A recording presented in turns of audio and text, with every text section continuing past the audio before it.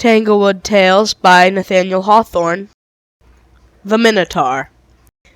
In the old city of Troezene, at the foot of a lofty mountain, there lived, a very long time ago, a little boy named Theseus. His grandfather, King Pittheus, was the sovereign of that country, and was reckoned a very wise man, so that Theseus, being brought up in the royal palace, and being naturally a bright lad, could hardly fail of profiting by the old king's instructions. His mother's name was Aethra. As for his father, the boy had never seen him, but from his earliest remembrance, Aethra used to go with little Theseus into a wood, and sit down upon a moss-grown rock which was deeply sunken into the earth. Here she often talked with her son about his father, and said that he was called Aegeus, and that he was a great king, and ruled over Attica, and dwelt at Athens, which was as famous a city as any in the world. Theseus was very fond of hearing about King Aegeus, and often asked his good mother Aethra why he did not come and live with them at Troezene. "Ah, my dear son," answered Aethra with a sigh, "a monarch has his people to take care of. The men and women over whom he rules are in the place of children to him, and he can seldom spare time to love his own children as other parents do.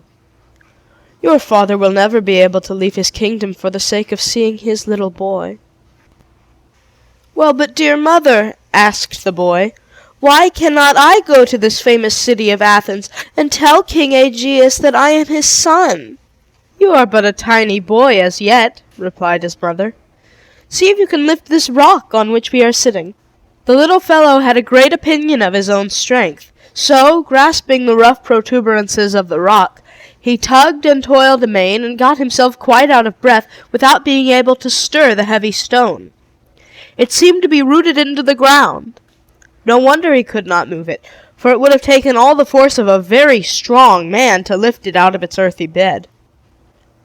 His mother stood looking on with a sad kind of smile on her lips and in her eyes, to see the zealous and yet puny efforts of her little boy.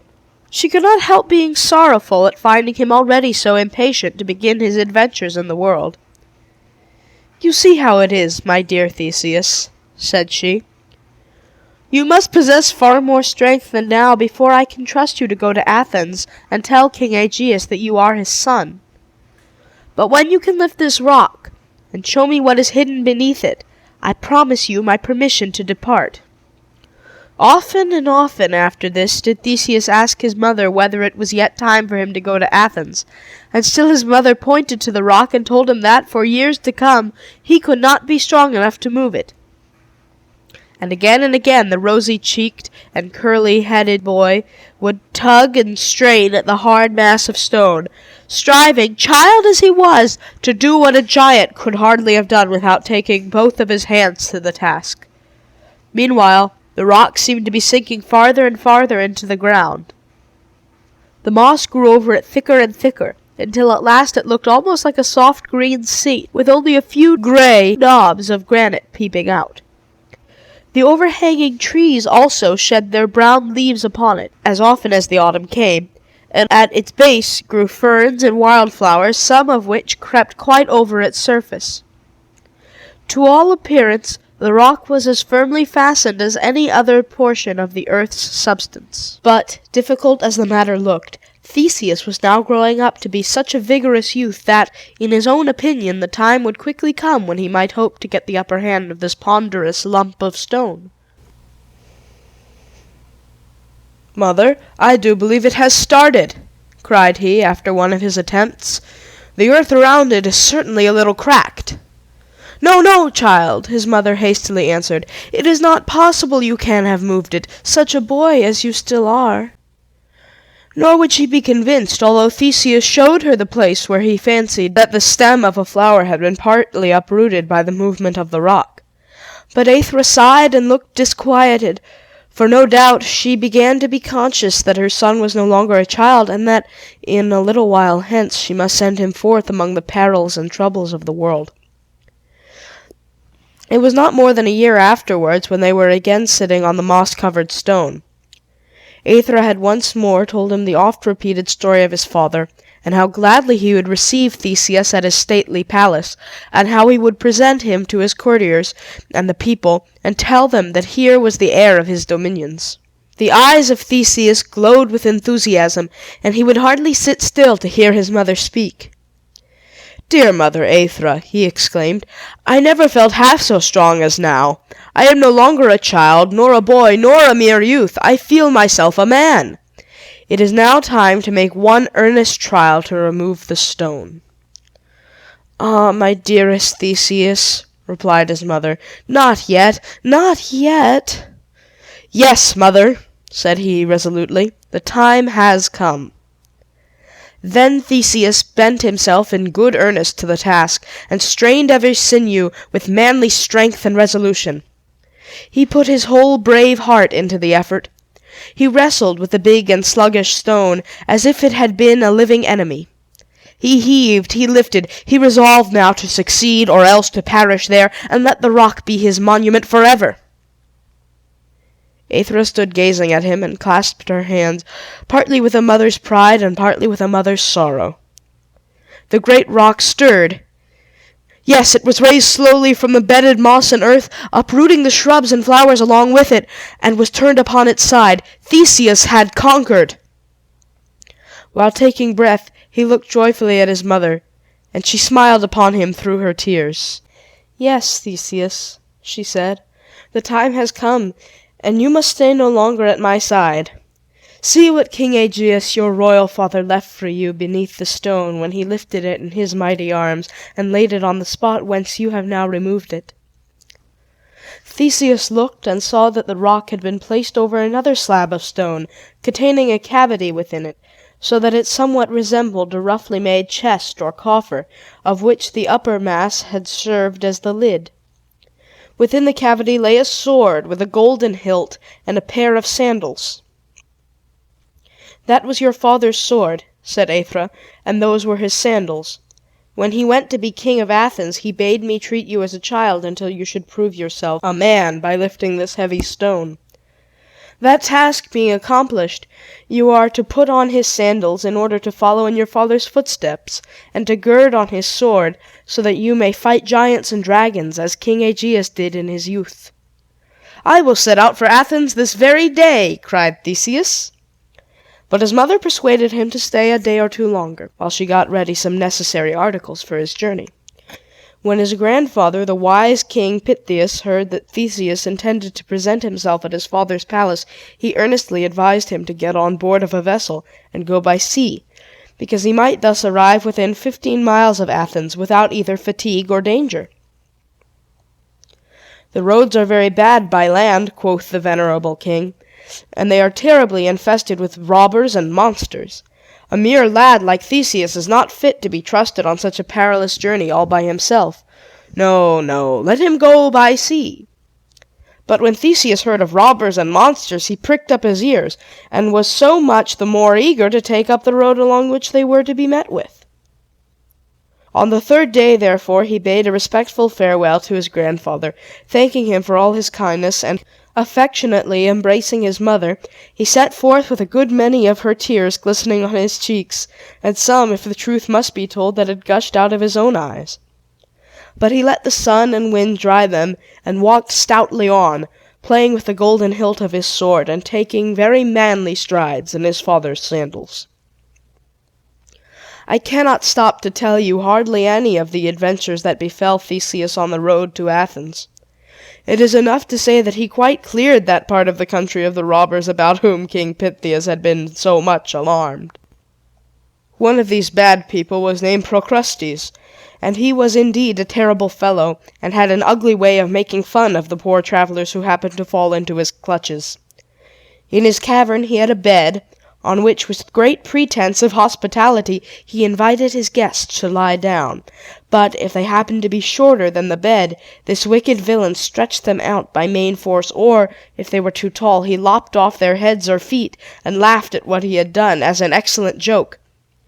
Thus, however weary a man might be, he never liked to lie in the bed of Procrustes.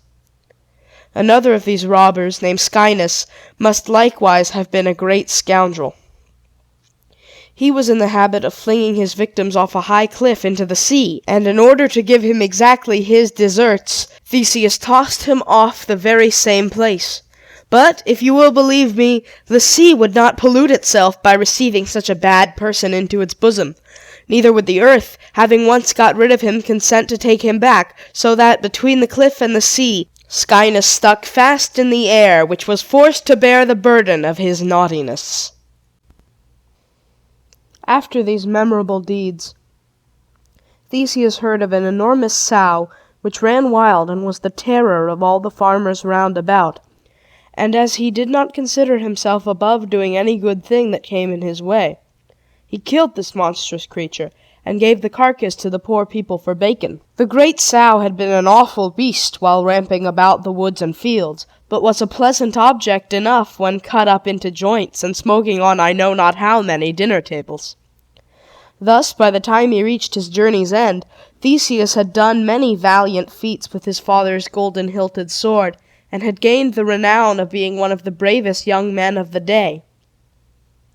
His fame traveled faster than he did, and reached Athens before him. As he entered the city, he heard the inhabitants talking at the street corners, and saying that Hercules was brave, and Jason too, and Castor and Pollux likewise, but that Theseus, the son of their own king, would turn out as great a hero as the best of them.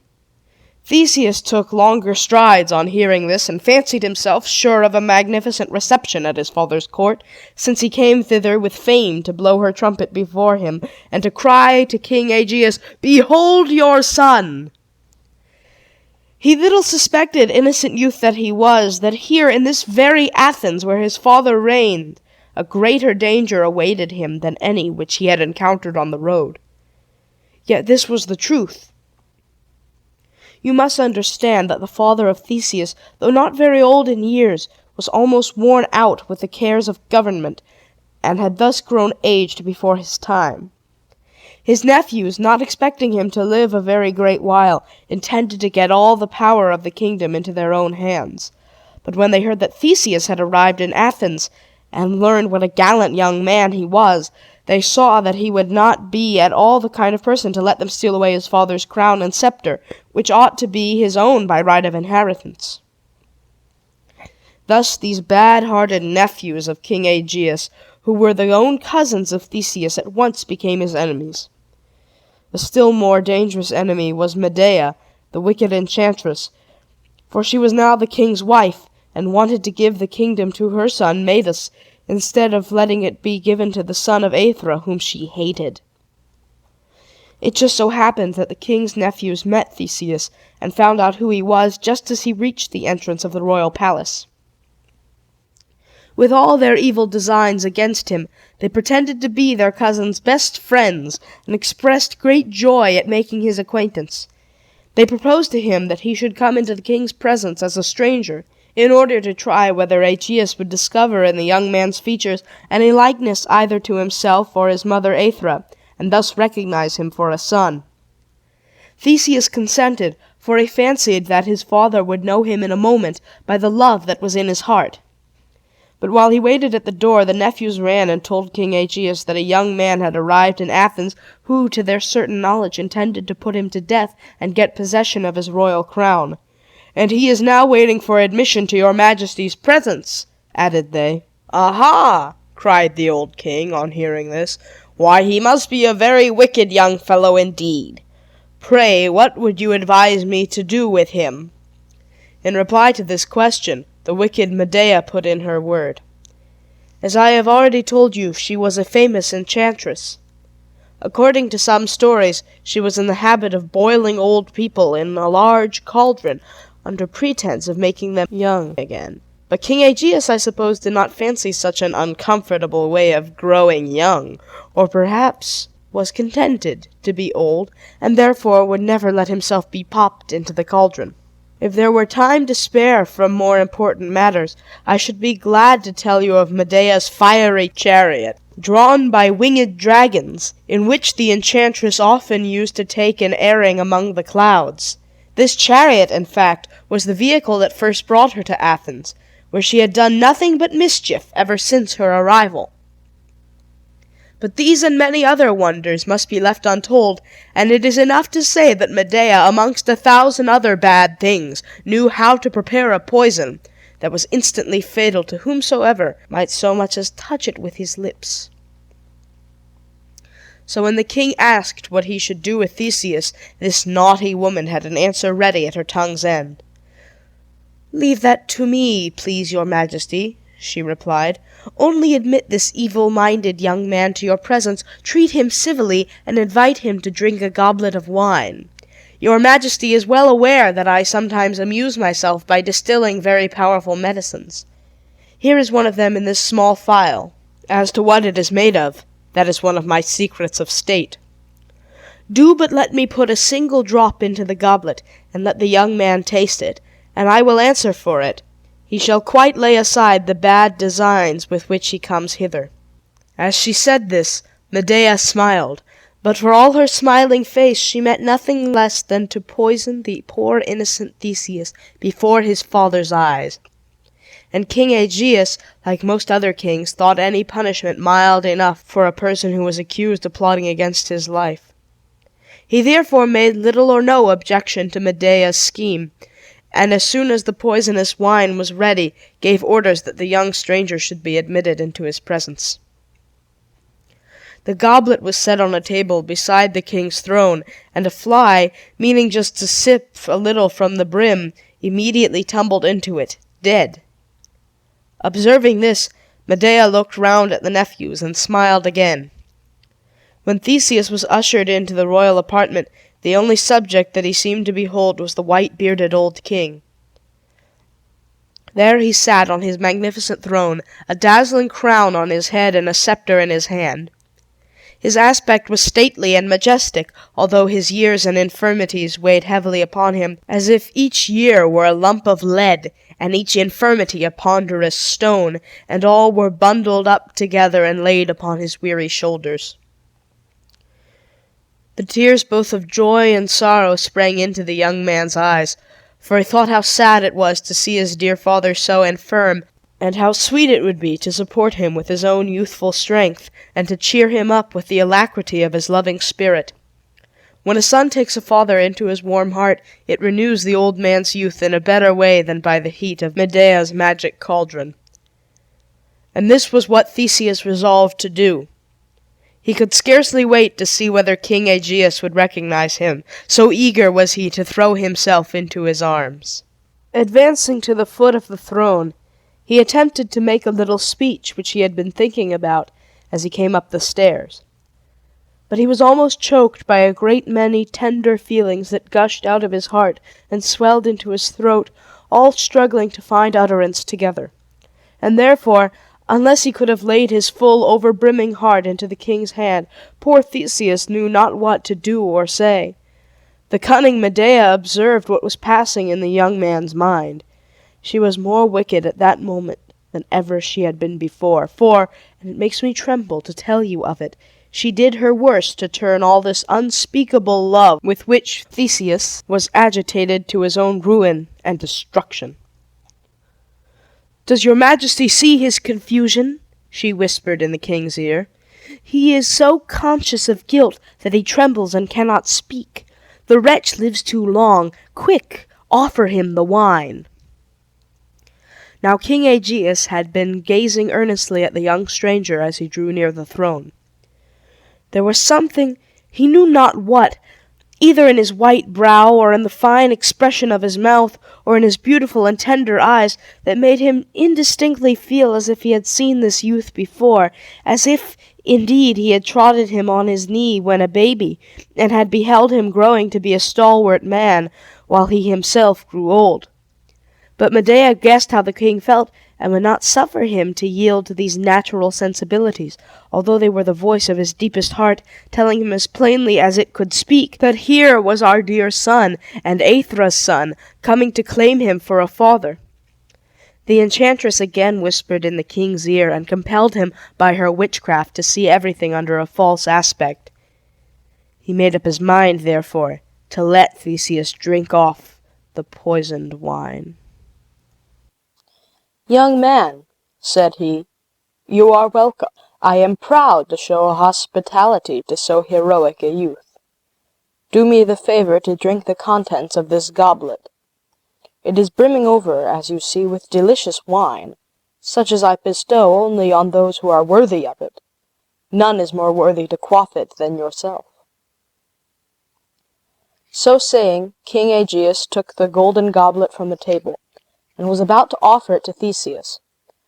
But, partly through his infirmities, and partly because it seemed so sad a thing to take away this young man's life, however wicked he might be, and partly, no doubt, because his heart was wiser than his head, and quaked within him at the thought of what he was going to do, for all these reasons, the king's hand trembled so much that a great deal of the wine slopped over.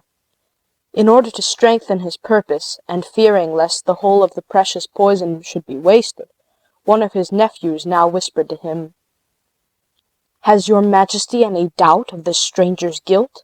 This is the very sword with which he meant to slay you. How sharp and bright and terrible it is! Quick, let him taste the wine, or perhaps he may do the deed even yet." At these words, Aegeus drove every thought and feeling out of his breast, except the one idea of how justly the young man deserved to be put to death.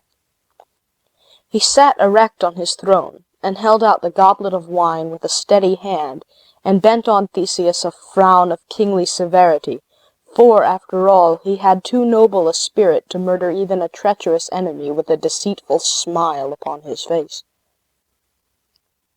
"Drink," said he, in the stern tone with which he was wont to condemn a criminal to be beheaded.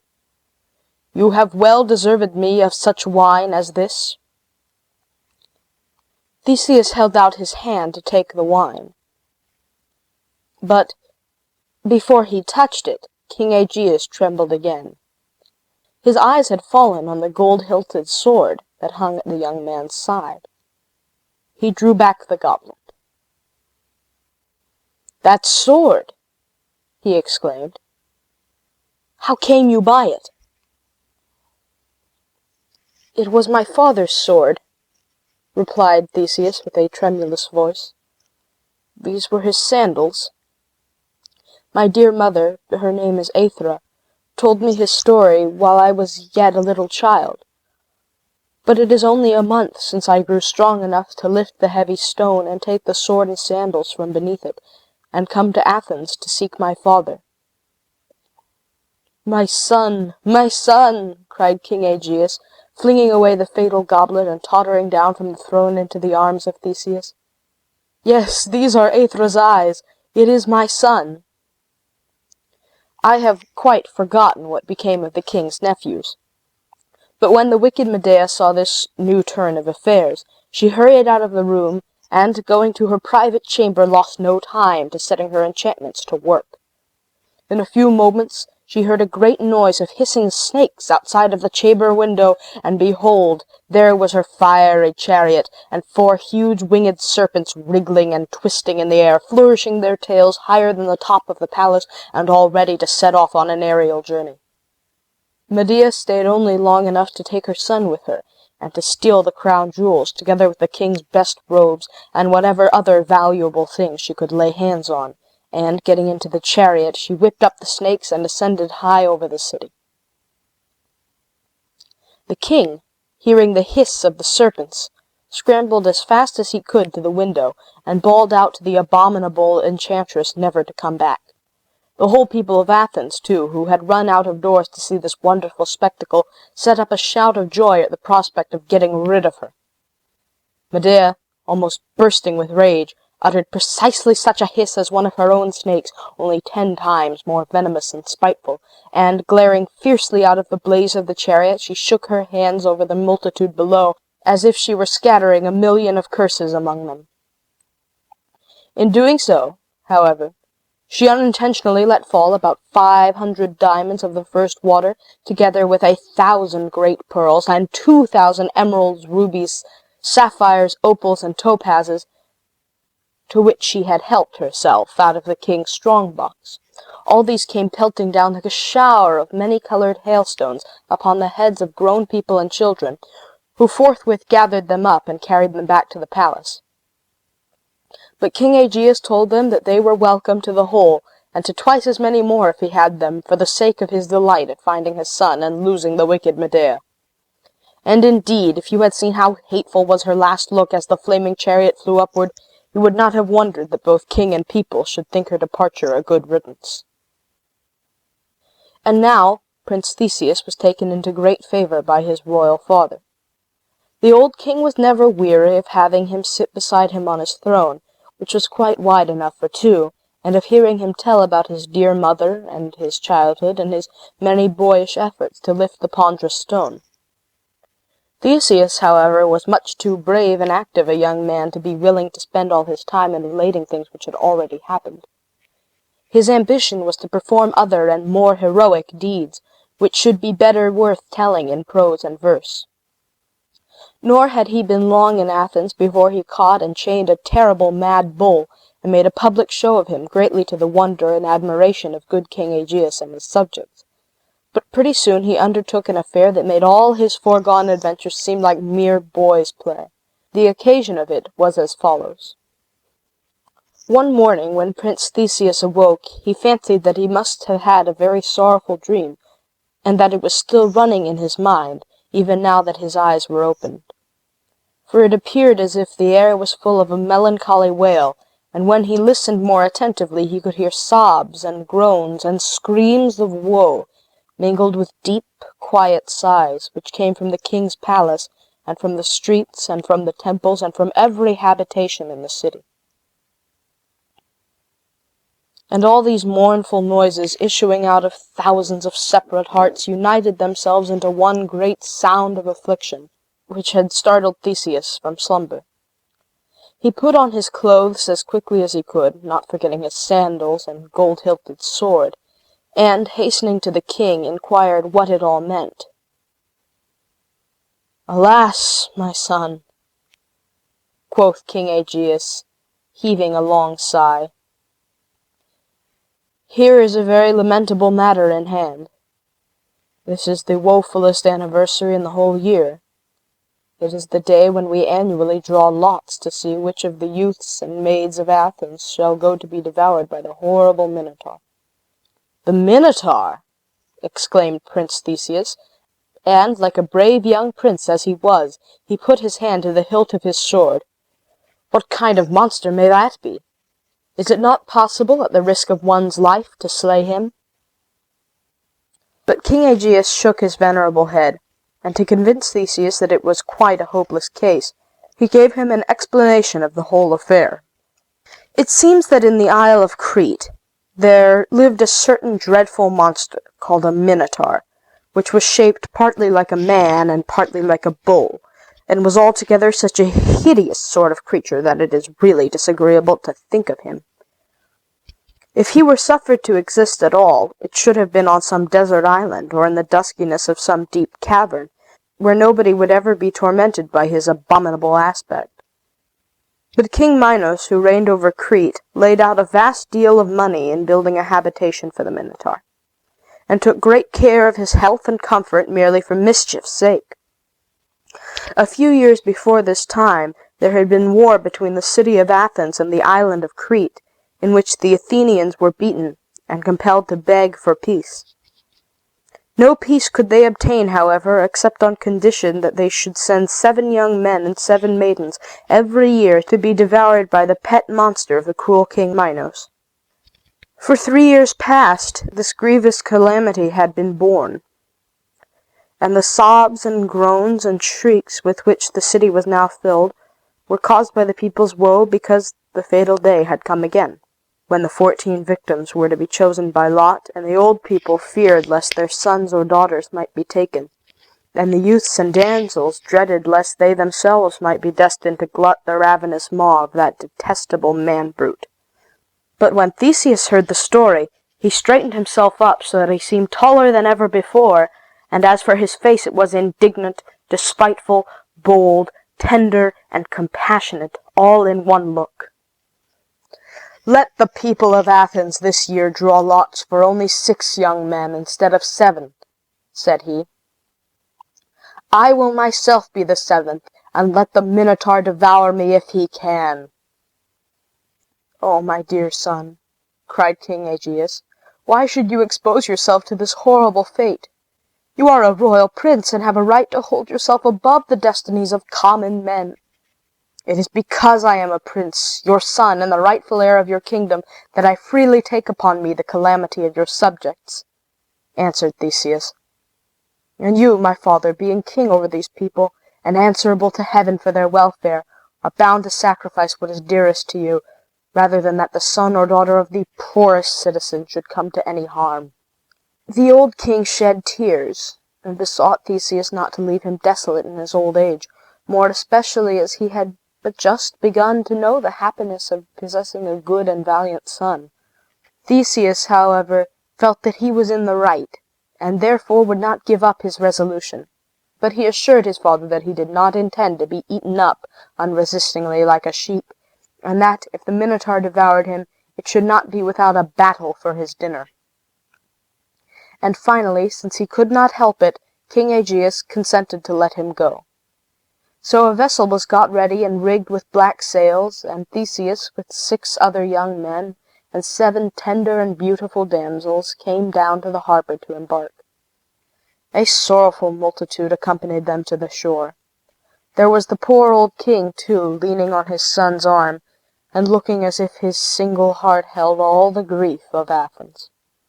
Just as Prince Theseus was going on board, his father bethought himself of one last word to say. "My beloved son," said he, grasping the prince's hand, "you observe that the sails of this vessel are black, as indeed they ought to be, since it goes upon a voyage of sorrow and despair. Now, being weighed down with infirmities, I know not whether I can survive till the vessel shall return. But as long as I do live, I shall creep to the top of yonder cliff, to watch if there be a sail upon the sea.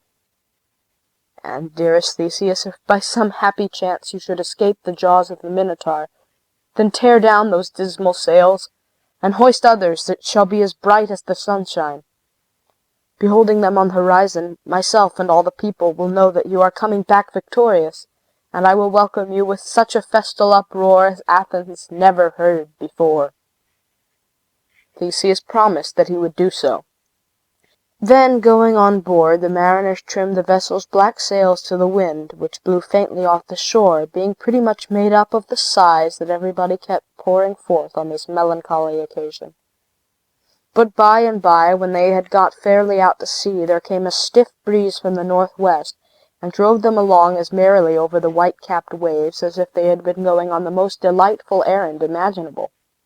And though it was a sad business enough, I rather question whether 14 young people, without any old persons to keep them in order, could continue to spend the whole time of the voyage in being miserable.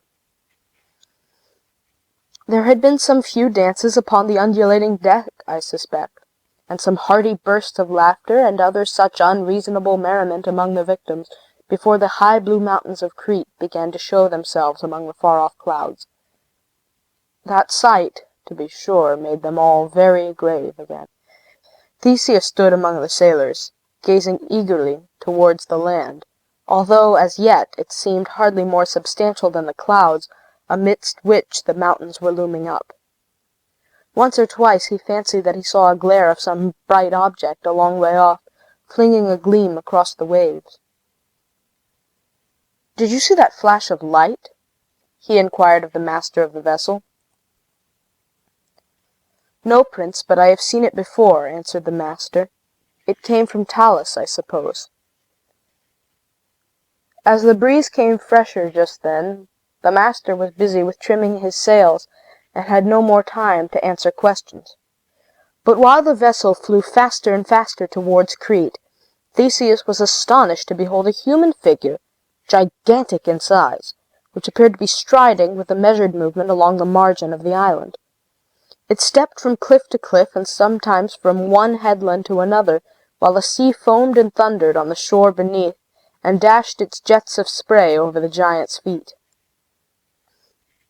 What was still more remarkable, whenever the sun shone on this huge figure, it flickered and glimmered. Its vast countenance, too, had a metallic luster, and threw great flashes of splendor through the air. The folds of its garments, moreover, instead of waving in the wind, fell heavily over its limbs, as though woven of some kind of metal. The nigher the vessel came, the more Theseus wondered what this immense giant could be, and whether it actually had life or no. For, though it walked and made other lifelike motions, there yet was a kind of jerk in its gait, which, together with its brazen aspect, caused the young prince to suspect that it was no true giant, but only a wonderful piece of machinery. The figure looked all the more terrible because it carried an enormous brass club on its shoulder. "What is this wonder?" Theseus asked of the master of the vessel, who was now at leisure to answer him. "It is Talus, the man of brass," said the master.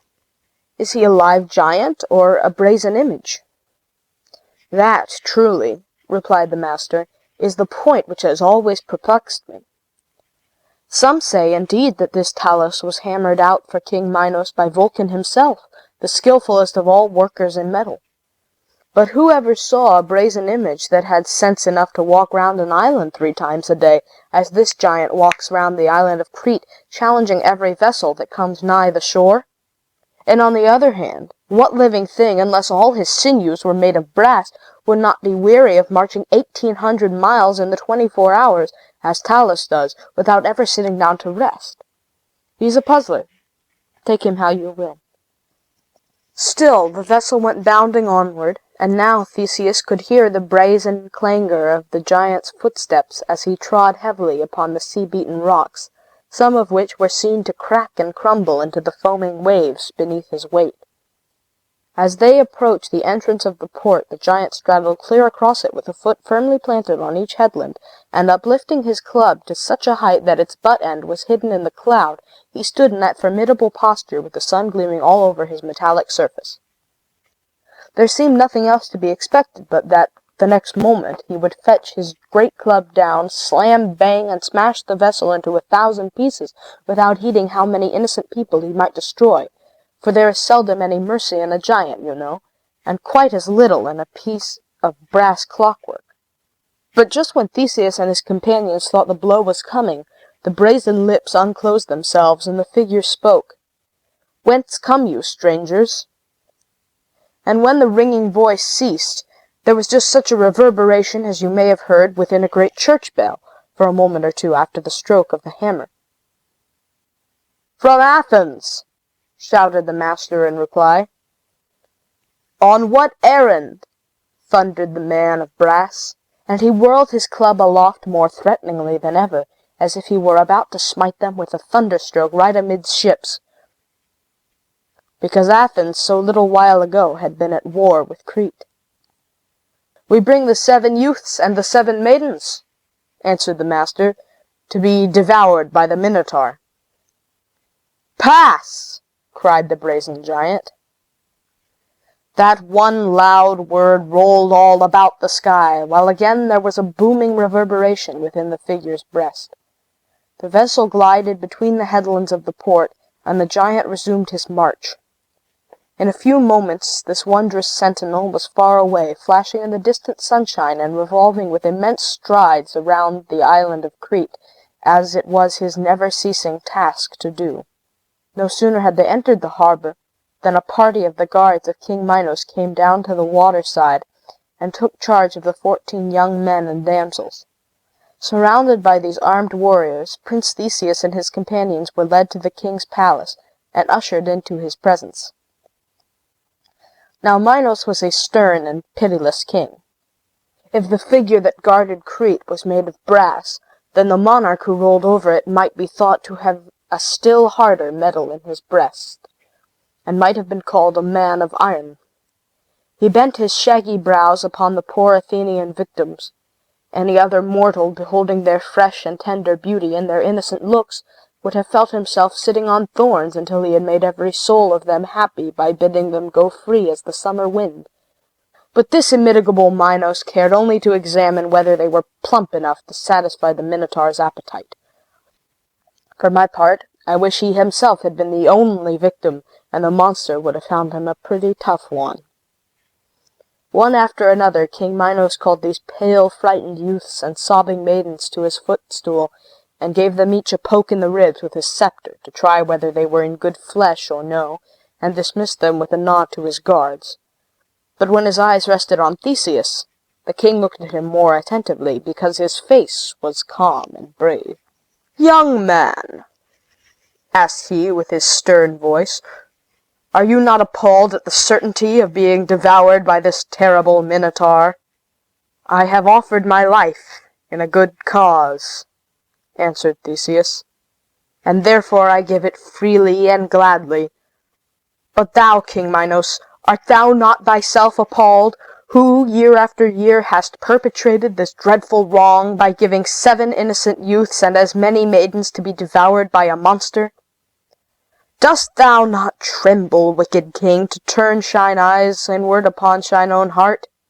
Sitting there on thy golden throne, and in thy robes of majesty, I tell thee to thy face, King Minos, thou art a more hideous monster than the Minotaur himself." "Aha! Do you think me so?" cried the king, laughing in his cruel way. "Tomorrow, at breakfast time, you shall have an opportunity of judging which is the greater monster, the Minotaur or the king. Take them away, guards, and let this free-spoken youth be the Minotaur's first morsel." Near the king's throne, though I had no time to tell you so before, stood his daughter Ariadne. She was a beautiful and tender-hearted maiden, and looked at these poor doomed captives with very different feelings from those of the iron-breasted King Minos. She really wept indeed at the idea of how much human happiness would be needlessly thrown away, by giving so many young people, in the first bloom and rose blossom of their lives, to be eaten up by a creature who, no doubt, would have preferred a fat ox, or even a large pig, to the plumpest of them. And when she beheld the brave, spirited figure of Prince Theseus bearing himself so calmly in his terrible peril, she grew 100 times more pitiful than before. As the guards were taking him away, she flung herself at the king's feet, and besought him to set all the captives free, and especially this one young man. "Peace, foolish girl," answered King Minos. "What hast thou to do with an affair like this? It is a matter of state policy, and therefore quite beyond thy weak comprehension. Go water thy flowers, and think no more of these Athenian caitiffs, whom the Minotaur shall as certainly eat up for breakfast as I will eat a partridge for my supper."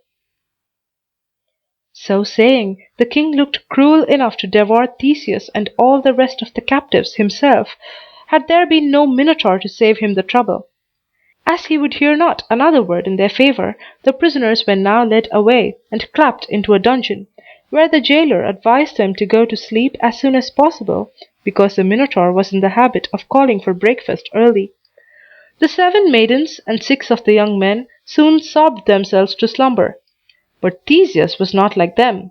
He felt conscious that he was wiser and braver and stronger than his companions, and that therefore he had the responsibility of all their lives upon him, and must consider whether there was no way to save them even in this last extremity. So he kept himself awake, and paced to and fro across the gloomy dungeon in which they were shut up. Just before midnight the door was softly unbarred, and the gentle Ariadne showed herself with a torch in her hand. "Are you awake, Prince Theseus?" she whispered. "Yes," answered Theseus. "With so little time to live, I do not choose to waste any of it in sleep." "Then follow me," said Ariadne, "and tread softly." What had become of the jailer and the guards, Theseus never knew. But, however that might be, Ariadne opened all the doors, and led him forth from the darksome prison into the pleasant moonlight. "Theseus," said the maiden, "you can now get on board your vessel, and sail away for Athens." "No," answered the young man, "I will never leave Crete unless I can first slay the Minotaur, and save my poor companions, and deliver Athens from this cruel tribute." "I knew that this would be your resolution," said Ariadne. "Come, then, with me, brave Theseus. Here is your own sword, which the guards deprived you of. You will need it, and pray heaven you may use it well."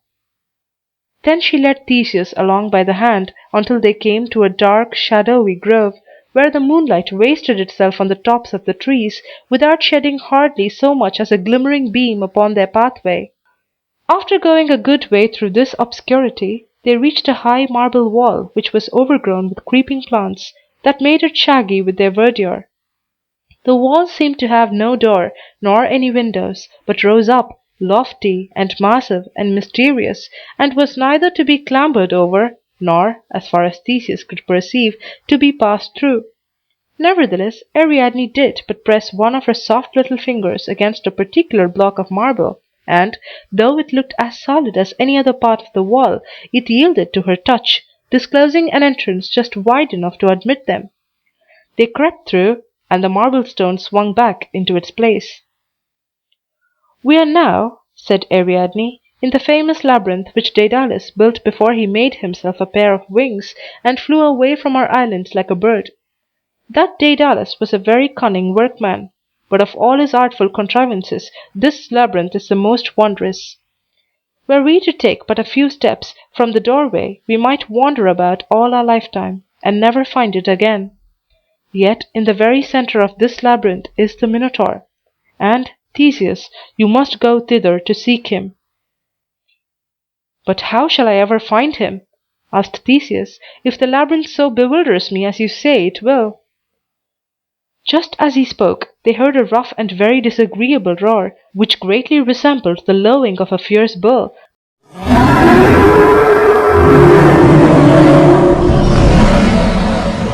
but yet had some sort of sound like the human voice. Theseus even fancied a rude articulation in it, as if the creature that uttered it were trying to shape his hoarse breath into words. It was at some distance, however, and he really could not tell whether it sounded most like a bull's roar or a man's harsh voice. "That is the Minotaur's noise," whispered Ariadne, closely grasping the hand of Theseus, and pressing one of her own hands to her heart, which was all in a tremble. "You must follow that sound through the windings of the labyrinth, and by you will find him. Stay! Take the end of this silken string. I will hold the other end, and then if you win the victory, it will lead you again to this spot. Farewell, brave Theseus." So the young man took the end of the silken string in his left hand, and his gold-hilted sword, ready drawn from its scabbard, in the other, and trod boldly into the inscrutable labyrinth. How this labyrinth was built is more than I can tell you. But so cunningly contrived a mizmaze was never seen in the world, before nor since. There can be nothing else so intricate, unless it were the brain of a man like Daedalus, who planned it, or the heart of any ordinary man, which last, to be sure, is 10 times as great a mystery as the labyrinth of Crete. Theseus had not taken 5 steps before he lost sight of Ariadne, and in 5 more his head was growing dizzy. But still he went on, now creeping through a low arch, now ascending a flight of steps, now in one crooked passage and now in another, with here a door opening before him, and there one banging behind, until it really seemed as if the walls spun round, and whirled him round along with them. And all the while, through these hollow avenues, now nearer, now farther off again, resounded the cry of the Minotaur. And the sound was so fierce, so cruel, so ugly, so like a bull's roar, and withal so like a human voice, and yet like neither of them, that the brave heart of Theseus grew sterner and angrier at every step, for he felt it an insult to the moon and sky, and to our affectionate and simple Mother Earth, that such a monster should have the audacity to exist. As he passed onward, the clouds gathered over the moon, and the labyrinth grew so dusky that Theseus could no longer discern the bewilderment through which he was passing. He would have felt quite lost and utterly hopeless of ever again walking in a straight path, if, every little while, he had not been conscious of a gentle twitch at the silken cord. Then he knew that the tender-hearted Ariadne was still holding the other end, and that she was fearing for him, and hoping for him, and giving him just as much of her sympathy as if she were close by his side. Oh, indeed, I can assure you, there was a vast deal of human sympathy running along that slender thread of silk.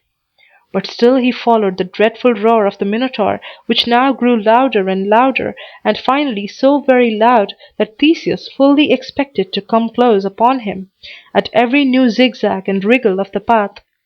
And at last, in an open space at the very centre of the labyrinth, he did discern the hideous creature. Sure enough, what an ugly monster it was! Only his horned head belonged to a bull, and yet, somehow or other, he looked like a bull all over, preposterously waddling on his hind legs. Or, if you happened to view him in another way, he seemed wholly a man, and all the more monstrous for being so. And there he was, the wretched thing, with no society, no companion, no kind of a mate, living only to do mischief, and incapable of knowing what affection means. Theseus hated him, and shuddered at him, and yet could not but be sensible of some sort of pity. And all the more, the uglier and more detestable the creature was. For he kept striding to and fro in a solitary frenzy of rage, continually emitting a hoarse roar, which was oddly mixed up with half-shaped words. And, after listening a while, Theseus understood that the Minotaur was saying to himself how miserable he was, and how hungry, and how he hated everybody, and how he longed to eat up the human race alive. Ah, the bull-headed villain! And oh, my good little people, you will perhaps see, one of these days, as I do now, that every human being who suffers anything evil to get into his nature, or to remain there, is a kind of Minotaur, an enemy of his fellow creatures, and separated from all good companionship as this poor monster was. Was Theseus afraid? By no means, my dear auditors. What? A hero like Theseus afraid, not had the Minotaur had 20 bullheads instead of one. Bold as he was, however, I rather fancy that it strengthened his valiant heart just at this crisis to feel a tremulous twitch at the silken cord, which he was still holding in his left hand. It was as if Ariadne was giving him all her might and courage, and much as he already had, and little as she had to give, it made his own seem twice as much. And to confess the honest truth, he needed the whole. For now the Minotaur, turning suddenly about, caught sight of Theseus, and instantly lowered his horribly sharp horns, exactly as a mad bull does when he means to rush against an enemy. At the same time he belched forth a tremendous roar, in which there was something like the words of human language, but all disjointed and shaken to pieces by passing through the gullet of a miserably enraged brute. Theseus could only guess what the creature intended to say, and that rather by his gestures than his words. For the Minotaur's horns were sharper than his wits, and of a great deal more service to him than his tongue. But probably this was the sense of what he uttered. Ah, wretch of a human being, I'll stick my horns through you, and toss you 50 feet high, and eat you up the moment you come down. Come on, then, and try it, was all that Theseus deigned to reply, for he was far too magnanimous to assault his enemy with insolent language. Without more words on either side, there ensued the most awful fight between Theseus and the Minotaur that ever happened beneath the sun or moon. I really know not how it might have turned out, if the monster, in his first headlong rush against Theseus, had not missed him by a hair's breadth, and broken one of his horns shot off against the stone wall. On this mishap he bellowed so intolerably that a part of the labyrinth tumbled down, and all the inhabitants of Crete mistook the noise for an uncommonly heavy thunderstorm. Smarting with the pain, he galloped around the open space in so ridiculous a way that Theseus laughed at it long afterwards, though not precisely at the moment. After this the two antagonists stood valiantly up to one another, and fought sword to horn for a long while. At last the Minotaur made a run at Theseus, grazed his left side with his horn, and flung him down, and thinking that he had stabbed him to the heart, he cut a great caper in the air, opened his bull mouth from ear to ear, and prepared to snap his head off. But Theseus by this time had leaped up, and caught the monster off his guard. Fetching a sword stroke at him with all his force, he hit him fair upon the neck, and made his bull head skip 6 yards from his human body, which fell down flat upon the ground. So now the battle was ended. Immediately the moon shone out as brightly as if all the troubles of the world, and all the wickedness and the ugliness that infest human life, were past and gone forever. and Theseus, as he leaned on his sword, taking breath, felt another twitch of the silken cord. For all through the terrible encounter he had held it fast in his left hand. Eager to let Ariadne know of his success, he followed the guidance of the thread, and soon found himself at the entrance of the labyrinth. "Thou hast slain the monster!" cried Ariadne, clasping her hands. "Thanks to thee, dear Ariadne," answered Theseus, "I return victorious." "Then," said Ariadne, "we must quickly summon thy friends, and get them and thyself on board the vessel before dawn. If morning finds thee here, my father will avenge the Minotaur." To make my story short, the poor captives were awakened, and, hardly knowing whether it was not a joyful dream, were told of what Theseus had done, and that they must set sail for Athens before daybreak. Hastening down to the vessel, they all clambered on board, except Prince Theseus, who lingered behind them on the strand, holding Ariadne's hand clasped in his own. "Dear maiden," said he, "thou wilt surely go with us. Thou art too gentle and sweet a child for such an iron-hearted father as King Minos. He cares no more for thee than a granite rock cares for the little flower that grows in one of its crevices. But my father, King Aegeus, and my dear mother, Aethra, and all the fathers and mothers in Athens, and all the sons and daughters too, will love and honor thee as their benefactress. Come with us, then, for King Minos will be very angry when he knows what thou hast done." Now, some low-minded people who pretend to tell the story of Theseus and Ariadne have the face to say that this royal and honorable maiden did really flee away, under cover of the night, with the young stranger whose life she had preserved. They say, too, that Prince Theseus, who would have died sooner than wrong the meanest creature in the world, ungratefully deserted Ariadne on a solitary island where the vessel touched on its voyage to Athens. But had the noble Theseus heard these falsehoods, he would have served their slanderous authors as he served the Minotaur. Here is what Ariadne answered, when the brave Prince of Athens besought her to accompany him. "No, Theseus," the maiden said, pressing his hand, and then drawing back a step or two. "I cannot go with you. My father is old, and has nobody but myself to love him. Hard as you think his heart is, it would break to lose me. At first King Minos will be angry, but he will soon forgive his only child. And by he will rejoice, I know, that no more youths and maidens must come from Athens to be devoured by the Minotaur. I have saved you, Theseus, as much for my father's sake as for your own. Farewell, heaven bless you."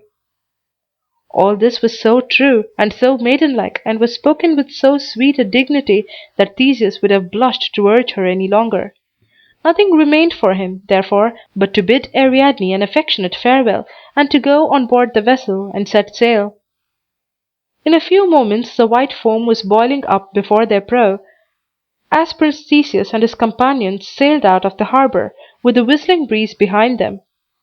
Talus, the brazen giant, on his never-ceasing sentinel's march, happened to be approaching that part of the coast, and they saw him by the glimmering of the moonbeams on his polished surface, while he was yet a great way off.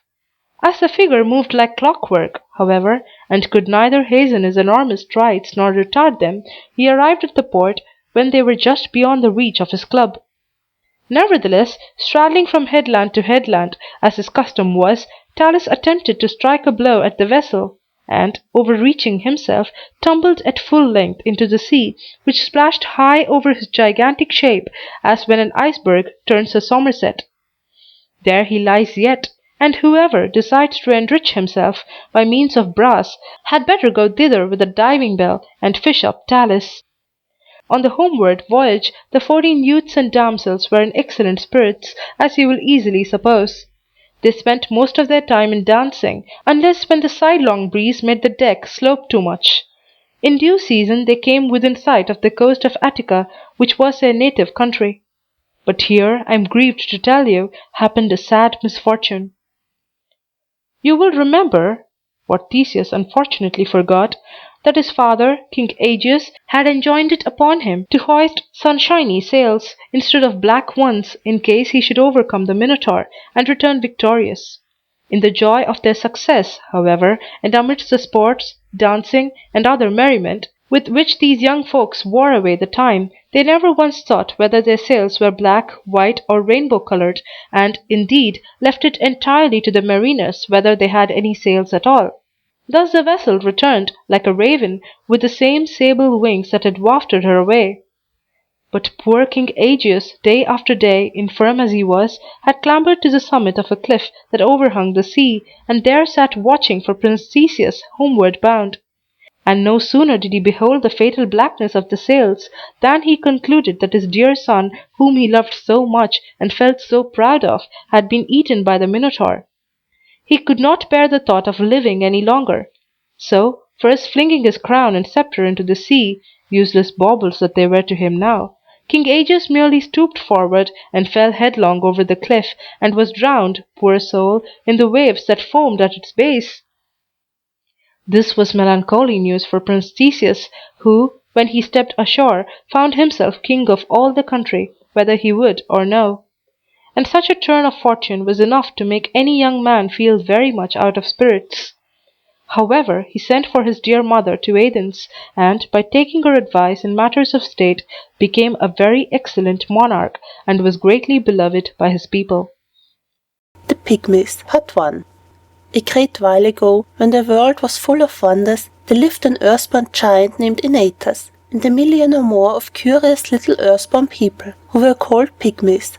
This giant and these Pygmies, being children of the same mother, that is to say, our good old grandmother Earth, were all brethren, and dwelt together in a very friendly and affectionate manner, far, far off in the middle of hot Africa.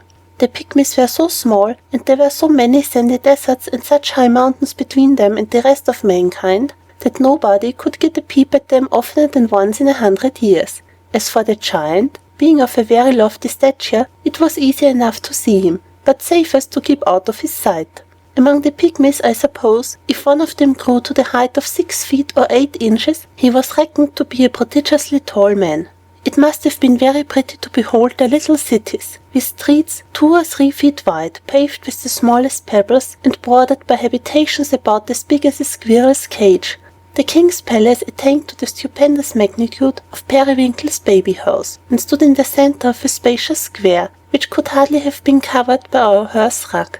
The principal temple or cathedral was as lofty as yonder bureau, and was looked upon as a wonderfully sublime and magnificent edifice. All these structures were built neither of stone nor wood. They were neatly plastered together by the Pygmy workmen, pretty much like birds' nests, out of straw, feathers, eggshells, and other small bits of stuff, with stiff clay instead of mortar. And when the hot sun had dried them, they were just as snug and comfortable as a Pygmy could desire. The country round about was conveniently laid out in fields, the largest of which was nearly of the same extent as one of Sweet Fern's flower beds. Here the Pygmies used to plant wheat and other kinds of grain, which, when it grew up and ripened, overshadowed these tiny people as the pines and the oaks and the walnut and chestnut trees overshadow you and me, when we walk in our own tracts of woodland. At harvest time they were forced to go with their little axes and cut down the grain, exactly as a woodcutter makes a clearing in the forest. And when a stalk of wheat, with its overburdened top, chanced to come down crashing upon an unfortunate Pygmy, it was apt to be a sad affair. If it did not smash him to pieces at least, I am sure it must have made the poor fellow's head ache. Oh my stars, if the fathers and mothers were so small, what must the children and babies have been? A whole family of them might have been put to bed in a shoe, or have crept into an old glove and played at hide and seek in its thumb and fingers. You might have hidden a year-old baby under a thimble. Now these funny Pygmies, as I told you before, had a giant for a neighbor and a brother, who was bigger, if possible, than they were little. He was so very tall that he carried a pine tree, which was 8 feet through the butt, for a walking stick. It took a far-sighted Pygmy, I can assure you, to discern his summit without the help of a telescope, and sometimes in misty weather they could not see his upper half, but only his long legs, which seemed to be striding about by themselves. But at noonday, in a clear atmosphere, when the sun shone brightly over him, the giant Aeneas presented a very grand spectacle. There he used to stand, a perfect mountain of a man, with his great countenance smiling down upon his little brothers, and his one vast eye, which was as big as a cartwheel, and placed right in the centre of his forehead, giving a friendly wink to the whole nation at once. The Pygmies loved to talk with Aeneas, and 50 times a day one or another of them would turn up his head and shout through the hollow of his fists, "Hello, brother Aeneas, how are you, my good fellow?" And when the distant squeak of their voices reached his ear, the giant would make answer, "Pretty well, brother Pygmy, I thank you," in a thunderous roar that would have shaken down the walls of their strongest temple, only that it came from so far aloft. It was a very happy circumstance that Aeneas was the Pygmy people's friend, for there was more strength in his little finger than in 1,000,000 of such bodies as this. If he had been as ill-natured to them as he was to everybody else, he might have beaten down their biggest city in one kick, and hardly have known that he did it. With the tornado of his breath, he could have stripped the roofs of 100 dwellings and sent thousands of inhabitants whirling through the air. He might have set his immense foot upon a multitude. When he took it up again, there would have been a pitiful sight, to be sure. But being the son of Mother Earth, as they likewise were, the giant gave them his brotherly kindness, and loved them with as big a love as it was possible to feel for creatures so very small. And, on their parts, the Pygmies loved Aeneas with as much affection as their tiny hearts could hold. He was always ready to do any good offices that lay in his power. As for example, when they wanted a breeze to turn their windmills, the giant would set all the sails a-going with the mere natural respiration of his lungs. When the sun was too hot, he often sat himself down and let his shadow fall over the kingdom, from one frontier to the other. And as for matters in general, he was wise enough to let them alone, and leave the Pygmies to manage their own affairs, which, after all, is about the best thing that great people can do for little ones. In short, as I said before, Aeneas loved the Pygmies, and the Pygmies loved Aeneas. The giant's life being as long as his body was large, while the lifetime of a Pygmy was but a span. This friendly intercourse had been going on for innumerable generations and ages. It was written about in the Pygmy histories and talked about in the ancient traditions. The most venerable and white-bearded Pygmy had never heard of a time, even in his greatest of grandfathers' days, when the giant was not their enormous friend. Once, to be sure, as was recorded on an obelisk 3 feet high, erected on the place of the catastrophe, Aeneas sat down upon about 5,000 Pygmies, who were assembled at the military review. But this was one of those unlucky accidents for which nobody is to blame, so that the small folks never took it to heart, and only requested the giant to be careful forever afterwards to examine the acre of ground where he intended to squat himself. It is a very pleasant picture to imagine Aeneas standing among the Pygmies, like the spire of the tallest cathedral that was ever built, while they ran about like pismires at his feet, and to think that in spite of their difference in size, there were affection and sympathy between them and him. Indeed, it has always seemed to me that the giant needed the little people more than the Pygmies needed the giant. For, unless they had been his neighbors and well-wishers, and as we may say, his playfellows, Aeneas would not have had a single friend in the world. No other being like himself had ever been created. No creature of his own size had ever talked to him in thunder-like accents face to face. When he stood with his head among the clouds, he was quite alone, and had been so for hundreds of years, and would be so forever. Even if he had met another giant, Aeneas would have fancied the world not big enough for two such vast personages, and instead of being friends with him, he would have fought him till one of the two was killed. But with the Pygmies, he was the most sportive and humorous, and merry-hearted and sweet-tempered old giant that ever washed his face in a wet cloud. His little friends, like all other small people, had a great opinion of their own importance, and used to assume quite a patronizing air towards the giant. "Poor creature," they said to one another, "he has a very dull time of it, all by himself, and we ought not to grudge wasting a little of our precious time to amuse him. He is not half so bright as we are, to be sure, and for that reason he needs us to look after his comfort and happiness. Let us be kind to the old fellow. Why, if Mother Earth had not been very kind to ourselves, we might all have been giants too." On all their holidays the Pygmies had excellent sport with Aeneas. He often stretched himself out at full length on the ground, where he looked like a long ridge of a hill, and it was a good hour's walk, no doubt, for a short-legged Pygmy to journey from head to foot of the giant. He would lay down his great hand flat on the grass, and challenge the tallest of them to clamber upon it, and straddle from finger to finger. So fearless were they that they made nothing of creeping in amongst the folds of his garments. When his head lay sidewise on the earth, they would march boldly up and peep into the great cavern of his mouth, and take it all as a joke, as indeed it was meant, when Antaeus gave a sudden snap of his jaws, as if he were going to swallow 50 of them at once. You would have laughed to see the children dodging in and out among his hair, or swinging from his beard. It is impossible to tell half of the funny tricks that they played with their huge comrade. But I do not know that anything was more curious than when a party of boys were seen running races on his forehead, to try which of them could get first around the circle of his one great eye. It was another favourite feat with them to march along the ridge of his nose, and to jump down upon his upper lip. If truth must be told, they were sometimes as troublesome to the giant as a swarm of ants or mosquitoes, especially as they had a fondness for mischief, and liked to prick his skin with their little swords and lances, to see how thick and tough it was. But Antaeus took it all kindly enough. Also, once in a while, when he happened to be very sleepy, he would grumble out a peevish word or two, like the muttering of a tempest, and ask them to have done with their nonsense. A great deal oftener, however, he watched their merriment and gambols until his huge, heavy, clumsy wits were completely stirred up by them, and then he would roar out such a tremendous volume of immeasurable laughter that the whole nation of pygmies had to put their hands to their ears, else it would certainly have deafened them. Ho, ho, ho, quoth the giant, shaking his mountainous sides. What a funny thing it is to be little. If I were not Antaeus, I should like to be a pygmy, just for the joke's sake. The pygmies had but one thing to trouble them in the world. They were constantly at war with the cranes, and had always been so, ever since the long-lived giant could remember. From time to time, very terrible battles had been fought, in which sometimes the little men won the victory, and sometimes the cranes. According to some historians, the pygmies used to go to battle mounted on the backs of goats and rams. But such animals as these must have been far too big for the pygmies to ride upon, so that I rather suppose they rode on squirrel-back or rabbit-back or rat-back, or perhaps upon hedgehogs, whose pricky quills would be very terrible to the enemy. However this might be, and whatever creatures the pygmies rode upon, I do not doubt they made a very formidable appearance, armed with sword and spear and bow and arrow, blowing their little trumpet and shouting their little war-cry.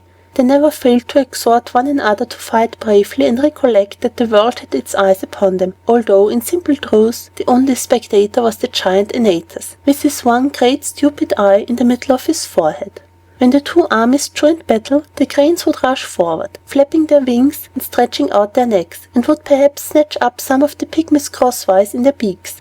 Whenever this happened, it was truly an awful spectacle to see those little men of might kicking and sprawling in the air, and at last disappearing down the crane's long crooked throat, swallowed up alive. A hero, you know, must hold himself in readiness for any kind of fate, and doubtless the glory of the thing was a consolation to him, even in the crane's gizzard. If Antaeus observed that the battle was going hard against his little allies, he generally stopped laughing, and ran with mile-long strides to their assistance, flourishing his club aloft and shouting at the cranes, who quacked and croaked and retreated as fast as they could. Then the pygmy army would march homeward in triumph, attributing the victory entirely to their own valor, and the warlike skill and strategy of whomsoever happened to be captain general. And for a tedious while afterwards, nothing would be heard of but grand processions and public banquets, and brilliant illuminations, and shows of waxwork and likenesses of the distinguished officers as small as life. In the above described warfare, if a pygmy chanced to pluck out a crane's tail feather, it proved a very great feather in his cap. Once or twice, if you will believe me, a little man was made chief ruler of the nation for no other merit in the world than bringing home such a feather. But I have now said enough to let you see what a gallant little people these were, and how happily they and their forefathers, for nobody knows how many generations, had lived with the immeasurable giant Antaeus.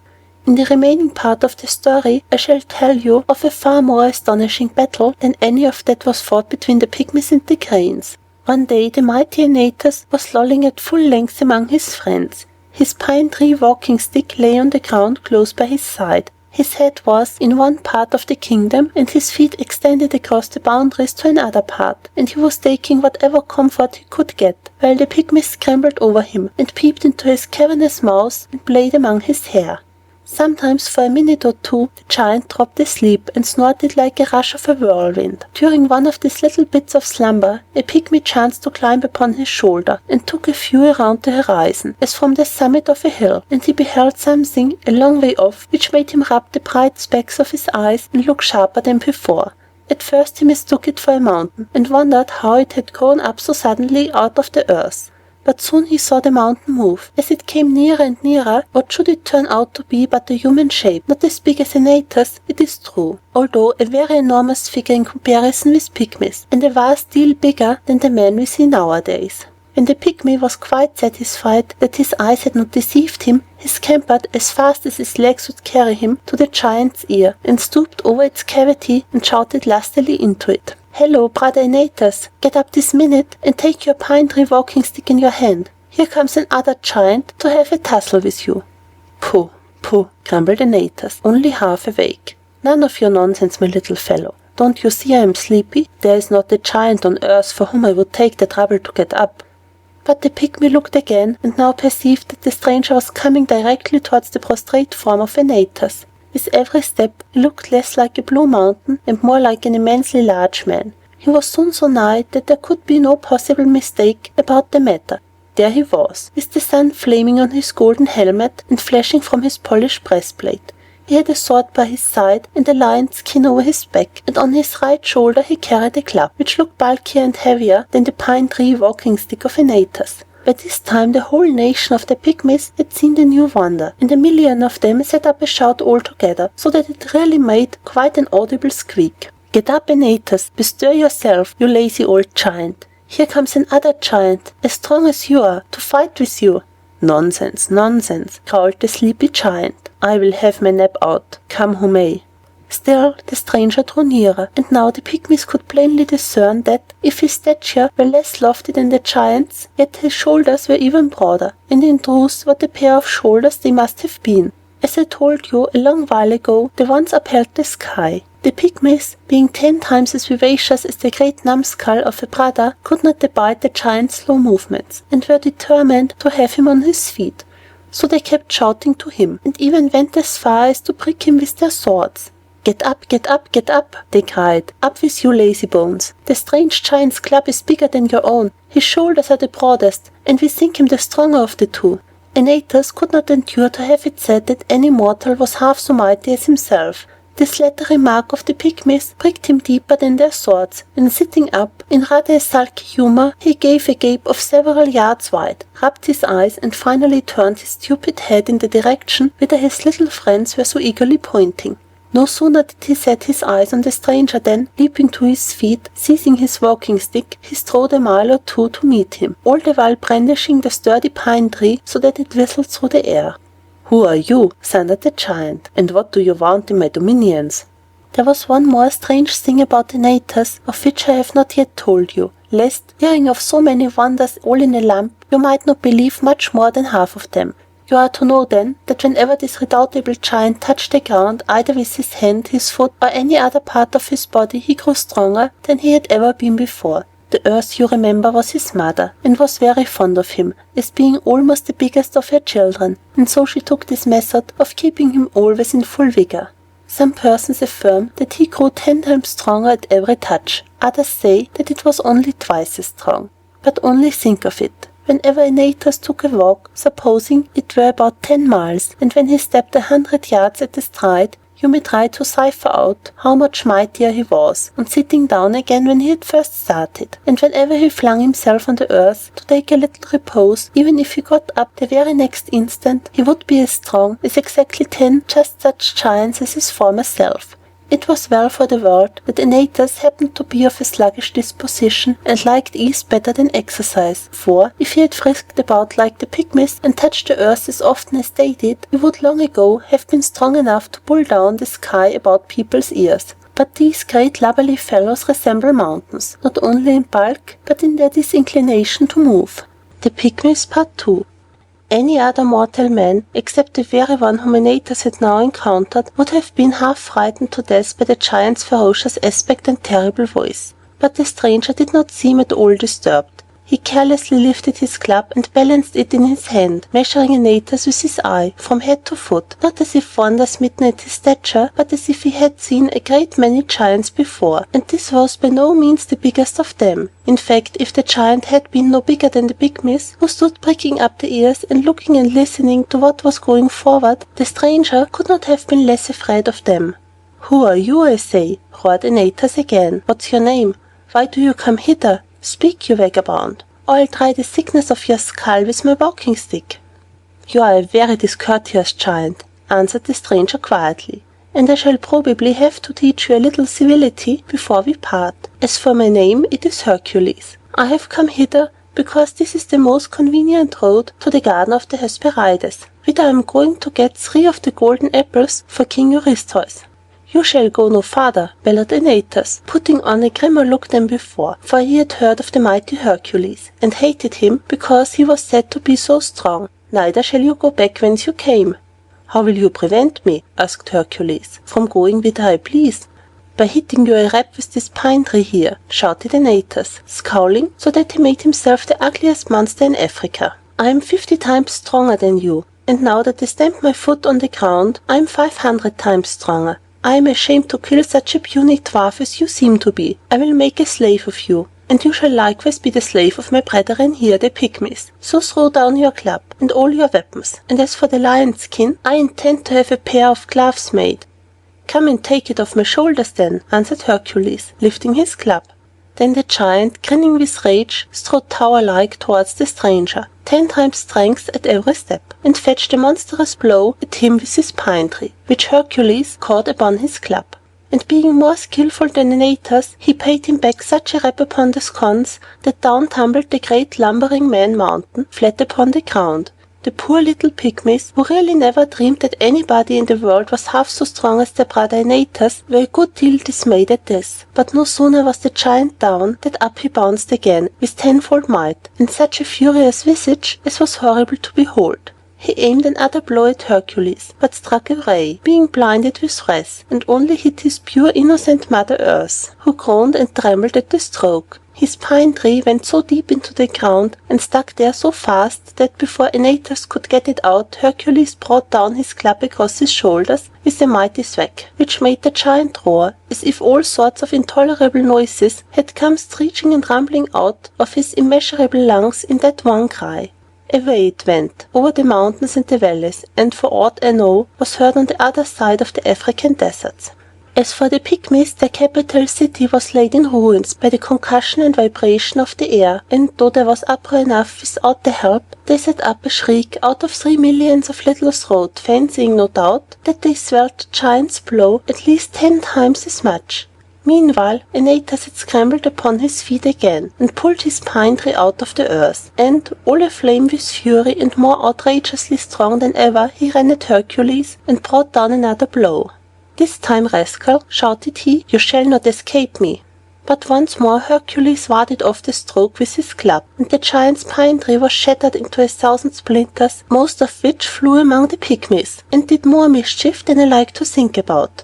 Before Antaeus could get out of the way, Hercules let drive again, and gave him another knockdown blow, which sent him heels over head, but served only to increase his already enormous and insufferable strength. As for his rage, there was no telling what a fiery furnace it had now got to be. His one eye was nothing but a circle of red flame. Having now no weapons but his fists, he doubled them up, each bigger than a hogshead, smote one against the other, and danced up and down with absolute frenzy, flourishing his immense arms about, as if he meant not merely to kill Hercules, but to smash the whole world to pieces. "Come on," roared this thundering giant. "Let me hit you but one box on the ear, and you'll never have a headache again." Now Hercules, though strong enough, as you already know, to hold the sky up, began to be sensible that he should never win the victory if he kept on knocking Antaeus down, for, by and by, if he hit him such hard blows, the giant would inevitably, by the help of his Mother Earth, become stronger than the mighty Hercules himself. So throwing down his club, with which he had fought so many dreadful battles, the hero stood ready to receive his antagonist with naked arms. "Step forward," cried he. "Since I have broken your pine tree, we'll try which is the better man at the wrestling match." "Aha, then I'll soon satisfy you," shouted the giant, for, if there was one thing on which he prided himself more than another, it was his skill in wrestling. "Villain, I'll fling you where you can never pick yourself up again." On came Antaeus, hopping and capering with the scorching heat of his rage, and getting new vigor wherewith to wreak his passion every time he hopped. But Hercules, you must understand, was wiser than this numbskull of a giant, and had thought of a way to fight him, huge earthborn monster that he was, and to conquer him too, in spite of all that his Mother Earth could do for him. Watching his opportunity as the mad giant made a rush at him, Hercules caught him round the middle with both hands, lifted him high into the air, and held him aloft overhead. Just imagine it, my dear little friends, what a spectacle it must have been to see this monstrous fellow sprawling in the air, face downwards, kicking out his long legs and wriggling his whole vast body, like a baby when its father holds it at arm's length towards the ceiling. But the most wonderful thing was, that as soon as Antaeus was fairly off the earth, he began to lose the vigor which he had gained by touching it. Hercules soon perceived that his troublesome enemy was growing weaker, both because he struggled and kicked with less violence, and because the thunder of his big voice subsided into a grumble. The truth was that unless the giant touched Mother Earth as often as once, in 5 minutes, not only his overgrown strength, but the very breath of his life would depart from him. Hercules had guessed his secret, and it may be well for us all to remember it, in case we should ever have to fight a battle with a fellow like Antaeus. For these earthborn creatures are only difficult to conquer on their own ground, but may easily be managed if we can contrive to lift them into a loftier and purer region. So it proved with the poor giant, whom I am really a little sorry for, notwithstanding his uncivil way of treating strangers who came to visit him. When his strength and breath were quite gone, Hercules gave him a huge body toss, and flung it about a mile off, where it fell heavily, and lay with no more motion than a sandhill. It was too late for the giant's Mother Earth to help him now, and I should not wonder if his ponderous bones were lying on the same spot to this very day, and were mistaken for those of an uncommonly large elephant. But alas me, what a wailing did the poor little pygmies set up when they saw their enormous brother treated in this terrible manner. If Hercules heard their shrieks, however, he took no notice, and perhaps fancied them only the shrill plaintive twittering of small birds that had been frightened from their nests by the uproar of the battle between himself and Antaeus. Indeed, his thoughts had been so much taken up with the giant that he had never once looked down at the pygmies, nor even knew that there was such a funny little nation in the world. And now, as he travelled a good way, and was also rather weary from his exertions in the fight, he spread out his lion's skin on the ground, and, reclining himself upon it, fell fast asleep. As soon as the pygmies saw Hercules preparing for a nap, they nodded their little heads to one another, and winked with their little eyes, and when his deep regular breathing gave them notice that he was asleep, they assembled together in an immense crowd, spreading over a space of about 27 feet square. One of their most eloquent orators, and a valiant warrior enough, besides, though hardly so good at any other weapon as he was with his tongue, climbed upon a toadstool, and from that elevated position addressed the multitude. His sentiments were pretty much as follows, or at all events something like this was probably the utmost of his speech. Tall pygmies and mighty little men, you and all of us have seen what a public calamity has been brought to pass, and what an insult has here been offered to the majesty of our nation. Yonder lies Antaeus, our great friend and brother, slain within our territory by a miscreant who took him at disadvantage and fought him, if fighting can be called, in a way that neither man nor giant nor pygmy ever dreamed of fighting until this hour, and adding a grievous contumely to the wrong already done to us. The miscreant has now fallen asleep as quietly as if nothing were to be dreaded from our wrath. It behooves you, fellow countrymen, to consider in what aspect we shall stand before the world, and what will be the verdict of impartial history, should we suffer these accumulated outrages to go unavenged. Antaeus was our brother, born of that same beloved parent to whom we owe the thews and sinews, as well as the courageous hearts, which made him proud of our relationship. He was our faithful ally, and fell fighting as much for our national rights and immunities as for his personal ones. We and our forefathers have dwelt in friendship with him, and held affectionate intercourse as man to man, through immemorial generations. We remember how often our entire people have reposed in his great shadow, and how our little ones have played hide and seek in the tangles of his hair, and how his mighty footsteps have familiarly gone to and fro among us, and never trodden upon any of our toes. And there lies this dear brother, this sweet and amiable friend, this brave and faithful ally, this virtuous giant, this blameless and excellent Antaeus, dead, dead, silent, powerless, a mere mountain of clay. Forgive my tears, nay, I behold your own. Were we to drown the world with them, could the world blame us? But to resume, shall we, my countrymen, suffer this wicked stranger to depart unharmed, and triumph in his treacherous victory among distant communities of the earth?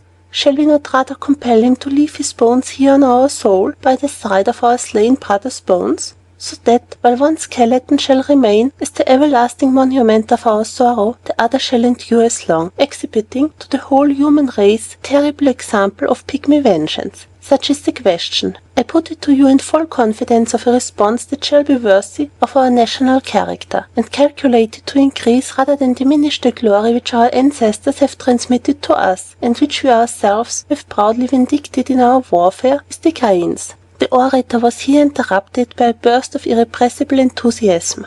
Every individual pygmy crying out that the national honor must be preserved at all hazards. He bowed, and making a gesture for silence, wound up his harangue in the following admirable manner. It only remains for us then to decide whether we shall carry on the war in our national capacity, one united people against a common enemy, or whether some champion, famous in former fights, shall be selected to defy the slayer of our brother Antaeus in single combat. In the latter case, though not unconscious that there may be taller men among you, I hereby offer myself for that enviable duty. And believe me, dear countrymen, whether I live or die, the honor of this great country and the fame bequeathed us by our heroic progenitors shall suffer no diminution in my hands. Never, while I can wield this sword, of which I now fling away the scabbard, never, never, never, even if the crimson hand that slew the great Antaeus shall lay me prostrate like him on the soil which I give my life to defend. So saying, this valiant pygmy drew out his weapon, which was terrible to behold, being as long as the blade of a penknife, and sent the scabbard whirling over the heads of the multitude. His speech was followed by an uproar of applause, as its patriotism and self-devotion unquestionably deserved, and the shouts and clapping of hands would have been greatly prolonged had they not been rendered quite inaudible by a deep respiration, vulgarly called a snore, from the sleeping Hercules. It was finally decided that the whole nation of pygmies should set to work to destroy Hercules, not be it understood from any doubt that a single champion would be capable of putting him to the sword, but because he was a public enemy, and all were desirous of sharing in the glory of his defeat. There was a debate whether the national honor did not demand that the herald should be sent with a trumpet to stand over the ear of Hercules, and after blowing a blast right into it, to defy him to the combat by formal proclamation. But 2 or 3 venerable pygmies, well versed in state affairs, gave it as their opinion that war already existed, and that it was their rightful privilege to take the enemy by surprise. Moreover, if awakened and allowed to get upon his feet, Hercules might happen to do them a mischief before he could be beaten down again.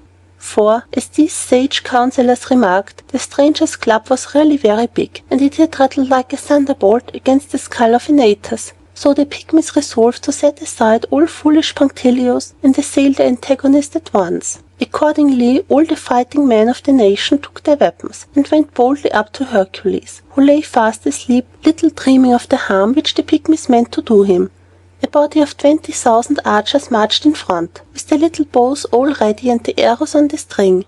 The same number were ordered to clamber upon Hercules, some with spades to dig his eyes out, and others with bundles of hay, and all manner of rubbish with which they intended to plug up his mouth and nostrils, so that he might perish for the lack of breath.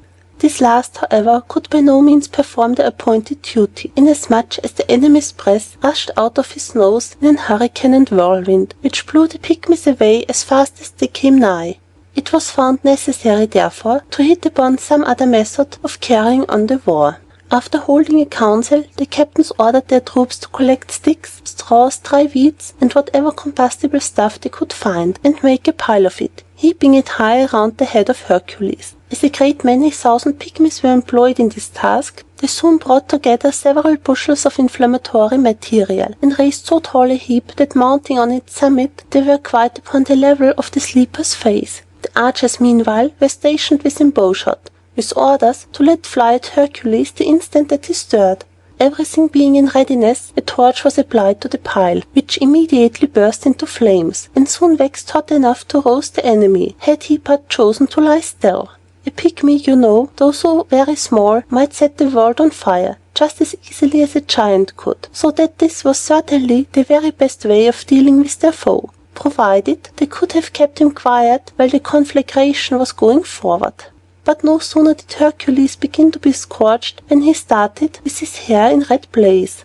"What is all this?" he cried, bewildered with sleep, and staring about him as if he expected to see another giant. At that moment the 20,000 archers twanged their bowstrings, and the arrows came whizzing like so many winged mosquitoes right into the face of Hercules. But I doubt whether more than half a dozen of them punctured the skin, which was remarkably tough, as you know the skin of a hero has good need to be. "Villain!" shouted the pygmies all at once. "You killed the giant Aeneas, our brother, and the ally of our nation. We declare bloody war against you, and will slay you on the spot." Surprised at the shrill piping of so many little voices, Hercules, after putting out the conflagration of his hair, gazed all round about, but could see nothing. At last, however, looking narrowly on the ground, he espied the innumerable assemblage of pygmies at his feet. He stooped down, and taking up the nearest one between his thumb and finger, set him on the palm of his hand, and held him at proper distance for examination. It chanced to be the very identical pygmy who had spoken from the top of the toadstool, and had offered himself as a champion to meet Hercules in single combat. "What in the world, my little fellow," ejaculated Hercules, "may you be?" "I am your enemy," answered the valiant pygmy, in his mightiest speak. "You have slain the enormous Aeneas, our brother, by the mother's side, and for ages the faithful ally of our illustrious nation. We are determined to put you to death, and for my own part I challenge you to instant battle on equal ground." Hercules was so tickled by the pygmy's big words and warlike gestures that he burst into a great explosion of laughter, and almost dropped the poor little mite of a creature off the palm of his hand, through the ecstasy and convulsion of his merriment. "Upon my word," cried he, "I thought I had seen wonders before today, hydras with 9 heads, stags with golden horns, 6-legged men, 3-headed dogs, giants with furnaces in their stomachs, and nobody knows what besides. But here on the palm of my hand stands a wonder that outgoes them all. Your body, my little friend, is about the size of an ordinary man's finger. Pray, how big may your soul be?" "As big as your own," said the pygmy. Hercules was touched by the little man's dauntless courage, and could not help acknowledging such a brotherhood with him as one hero feels with another. "My good little people," said he, making a low obeisance to the grand nation, "not for all the world would I do an intentional injury to such brave fellows as you. Your hearts seem to me so exceedingly great that upon my honor I marvel how your small bodies contain them. I sue for peace, and as a condition of it will take 5 strides, and be out of your kingdom at the 6th. Goodbye. I shall pick my steps carefully, for fear of treading upon 50 of you without knowing it." For once Hercules acknowledges himself vanquished. Some writers say that Hercules gathered up the whole race of pygmies in his lion's skin and carried them home to Greece, for the children of King Eurystheus to play with. But this is a mistake. He left them, one and all, within their own territory, where, for aught I can tell, their descendants are alive to the present day, building their little houses, cultivating their little fields, spanking their little children, waging their little warfare with the cranes, doing their little business, whatever it may be, and reading their little histories of ancient times. In those histories, perhaps, it stands recorded that a great many centuries ago the valiant pygmies avenged the death of the giant Aeneas by scaring away the mighty Hercules. The Dragon's Teeth, Part 1. Cadmus, Phoenix, and Cilix, the 3 sons of King Agenor, and their little sister Europa, who was a very beautiful child, were at play together near the seashore in their father's kingdom of Phoenicia. They had rambled to some distance from the palace where their parents dwelt, and were now in a verdant meadow, on one side of which lay the sea, all sparkling and dimpling in the sunshine, and murmuring gently against the beach. The three boys were very happy, gathering flowers and twining them into garlands, with which they adorned the little Europa. Seated on the grass, the child was almost hidden under an abundance of buds and blossoms, whence her rosy face peeped merrily out, and, as Cadmus said, was the prettiest of all the flowers. Just then there came a splendid butterfly, fluttering along the meadow, and Cadmus, Phoenix, and Cilix set off in pursuit of it, crying out that it was a flower with wings. Europa, who was a little wearied with playing all day long, did not chase the butterfly with her brothers, but sat still where they had left her, and closed her eyes. For a while she listened to the pleasant murmur of the sea, which was like a voice saying, "Hush," and bidding her go to sleep. But the pretty child, if she slept at all, could not have slept more than a moment when she heard something trample on the grass not far from her, and, peeping out from the heap of flowers, beheld a snow-white bull. And whence could this bull have come? Europa and her brothers had been a long time playing in the meadow, and had seen no cattle nor other living thing, either there or on the neighboring hills. "Brother Cadmus," cried Europa, starting up out of the midst of the roses and lilies, "Phoenix, Cilix, where are you all? Help, help! Come and drive away this bull!" But her brothers were too far off to hear, especially as the fright took away Europa's voice, and hindered her from calling very loudly. So there she stood, with her pretty mouth wide open, as pale as the white lilies that were twisted among the other flowers in her garlands. Nevertheless, it was the suddenness with which she had perceived the bull, rather than anything frightful in his appearance, that caused Europa so much alarm. On looking at him more attentively, she began to see that he was a beautiful animal, and even fancied a particularly amiable expression in his face. As for his breath, the breath of cattle, you know, is always sweet. It was as fragrant as if he had been grazing on no other food than rosebuds, or at least the most delicate of clover blossoms. Never before did a bull have such bright and tender eyes, and such smooth horns of ivory as this one. And the bull ran little races, and capered sportively around the child, so that she quite forgot how big and strong he was, and from the gentleness and playfulness of his actions, soon came to consider him as innocent a creature as a pet lamb. Thus, frightened as she at first was, you might by and by have seen Europa stroking the bull's forehead with her small white hand, and taking the garlands off her own head to hang them on his neck and ivory horns. Then she pulled up some blades of grass, and he ate them out of her hand, not as if he were hungry, but because he wanted to be friends with the child, and took pleasure in eating what she had touched. Well, my stars! Was there ever such a gentle, sweet, pretty, and amiable creature as this bull, and ever such a nice playmate for a little girl?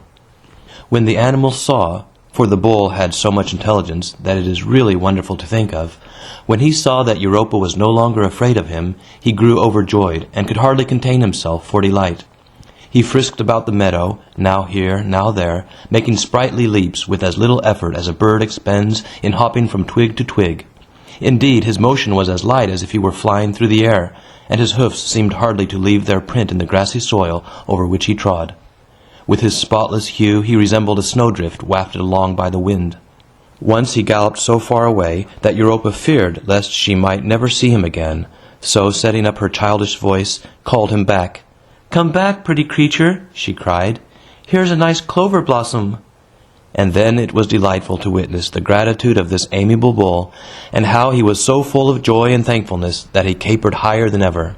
He came running and bowed his head before Europa, as if he knew her to be a king's daughter, or else recognized the important truth that a little girl is everybody's queen. And not only did the bull bend his neck, he absolutely knelt down at her feet, and made such intelligent nods and other inviting gestures that Europa understood what he meant just as well as if he had put it in so many words. "Come, dear child," was what he wanted to say.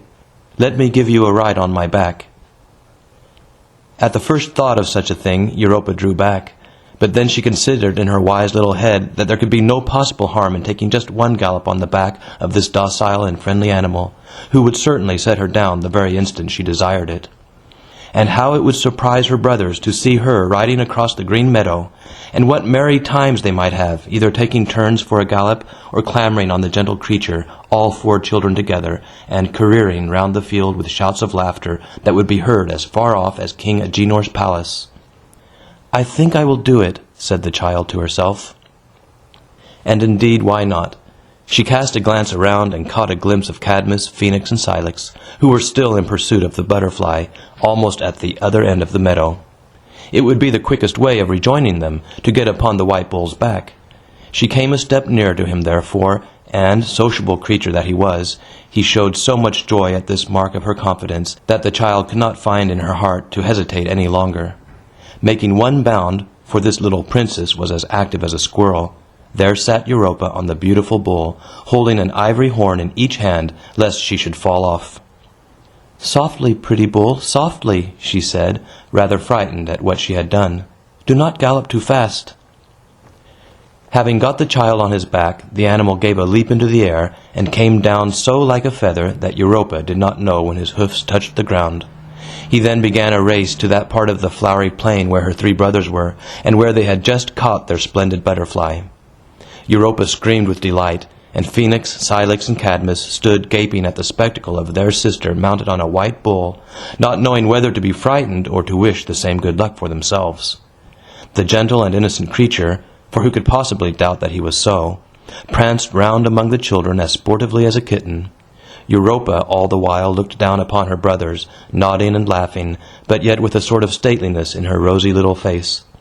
As the bull wheeled about to take another gallop across the meadow, the child waved her hand and said, "Goodbye," playfully pretending that she was now bound on a distant journey, and might not see her brothers again for nobody could tell how long. "Goodbye," shouted Cadmus, Phoenix, and Cilix, all in one breath. But together with her enjoyment of the sport, there was still a little remnant of fear in the child's heart, so that her last look at the three boys was a troubled one, and made them feel as if their dear sister were really leaving them forever. And what do you think the snowy bull did next? Why, he set off, as swift as the wind, straight down to the seashore, scampered across the sand, took an airy leap, and plunged right in among the foaming billows. The white spray rose in a shower over him and little Europa, and fell spattering down upon the water. Then what a scream of terror did the poor girl send forth! The three brothers screamed manfully likewise, and ran to the shore as fast as their legs would carry them, with Cadmus at their head. But it was too late. When they reached the margin of the sand, the treacherous animal was already far away in the wide blue sea, with only his snowy head and tail emerging, and poor little Europa between them, stretching out one hand toward her dear brothers, while she grasped the bull's ivory horn with the other. And there stood Cadmus, Phoenix, and Cilix, gazing at this sad spectacle through their tears, until they could no longer distinguish the bull's snowy head from the white-capped billows that seemed to boil up out of the sea's depths around him. Nothing more was ever seen of the white bull, nothing more of the beautiful child. This was a mournful story, as you may well think, for the three boys to carry home to their parents. King Agenor, their father, was the ruler of the whole country, but he loved his little daughter Europa better than his kingdom, or than all his other children, or than anything else in the world. Therefore, when Cadmus and his two brothers came crying home, and told him how that a white bull had carried off their sister, and swam with her over the sea, the king was quite beside himself with grief and rage. Although it was now twilight and fast growing dark, he bade them set out instantly in search of her. "Never shall you see my face again," he cried, "unless you bring me back my little Europa to gladden me with her smiles and her pretty ways. Be gone, and enter my presence no more till you come leading her by the hand." As King Agenor said this, his eyes flashed fire, for he was a very passionate king, and he looked so terribly angry that the poor boys did not even venture to ask for their suppers, but slunk away out of the palace, and only paused on the steps a moment to consult whither they should go first. While they were standing there, all in dismay, their mother, Queen Telephassa, who happened not to be by when they told the story to the king, came hurrying after them, and said that she too would go in quest of her daughter. "Oh, no, mother!" cried the boys. "The night is dark, and there is no knowing what troubles and perils we may meet with." "Alas, my dear children," answered poor Queen Telephassa, weeping bitterly, "that is only another reason why I should go with you. If I should lose you, too, as well as my little Europa, what would become of me?" "And let me go likewise," said their playfellow Thasus, who came running to join them. Thasus was the son of a seafaring person in the neighborhood. He had been brought up with the young princes, and was their intimate friend, and loved Europa very much, so they consented that he should accompany them. The whole party therefore set forth together. Cadmus, Phoenix, Cilix, and Thasus clustered round Queen Telephassa, grasping her skirts and begging her to lean upon their shoulders whenever she felt weary. In this manner they went down the palace steps and began a journey which turned out to be a great deal longer than they dreamed of. The last that they saw of King Agenor, he came to the door with a servant holding a torch beside him, and called after them into the gathering darkness, "Remember, never ascend these steps again without the child." "Never," sobbed Queen Telephassa, and the three brothers and Thasus answered, "Never, never, never, never." And they kept their word. Year after year King Agenor sat in the solitude of his beautiful palace, listening in vain for their returning footsteps, hoping to hear the familiar voice of the queen, and the cheerful talk of his sons and their playfellow Thasus entering the door together, and the sweet childish accents of little Europa in the midst of them. But so long a time went by that, at last, if they had really come, the king would not have known that this was the voice of Telephassa, and these the younger voices that used to make such joyful echoes when the children were playing about the palace. We must now leave King Agenor to sit on his throne, and must go along with Queen Telephassa and her 4 youthful companions. They went on and traveled a long way, and passed over mountains and rivers, and sailed over seas. Here and there and everywhere they made continual inquiry if any person could tell them what had become of Europa. The rustic people of whom they asked this question paused a little while from their labors in the field, and looked very much surprised. They thought it strange to behold a woman in the garb of a queen, for Telephassa in her haste had forgotten to take off her crown and her royal robes, roaming about the country with 4 lads around her on such an errand as this seemed to be. But nobody could give them any tidings of Europa. Nobody had seen a little girl dressed like a princess and mounted on a snow-white bull which galloped as swiftly as the wind. I cannot tell you how long Queen Telephassa and Cadmus, Phoenix, and Cilix, her 3 sons, and Thasus, their playfellow, went wandering along the highways and bypaths, or through the pathless wildernesses of the earth in this manner. But certain it is that before they reached any place of rest, their splendid garments were quite worn out.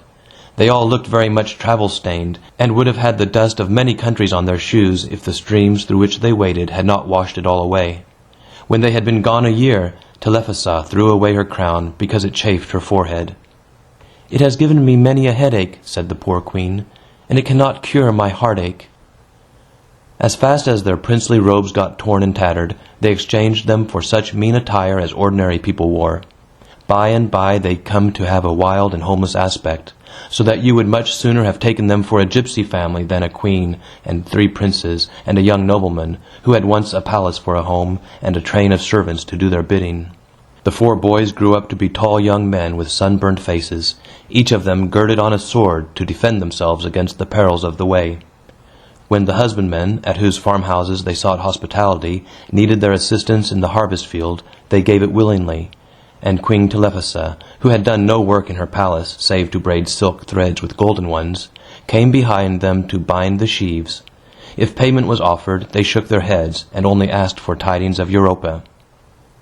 "There are bulls enough in my pasture," the old farmers would reply, "but I never heard of one like this you tell me of. A snow-white bull with a little princess on his back?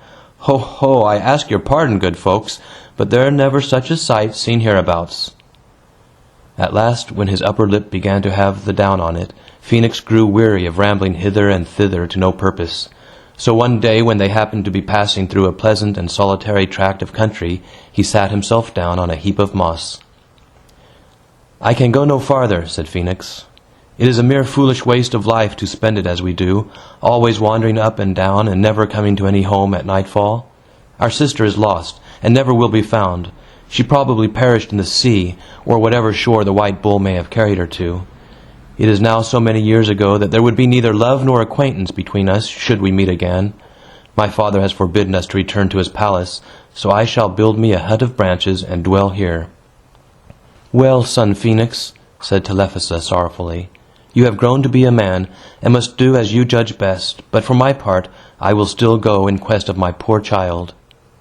"And we 3 will go along with you," cried Cadmus and Cilix, and their faithful friend Thasus. But before setting out, they all helped Phoenix to build a habitation. When completed, it was a sweet rural bower, roofed overhead with an arch of living boughs.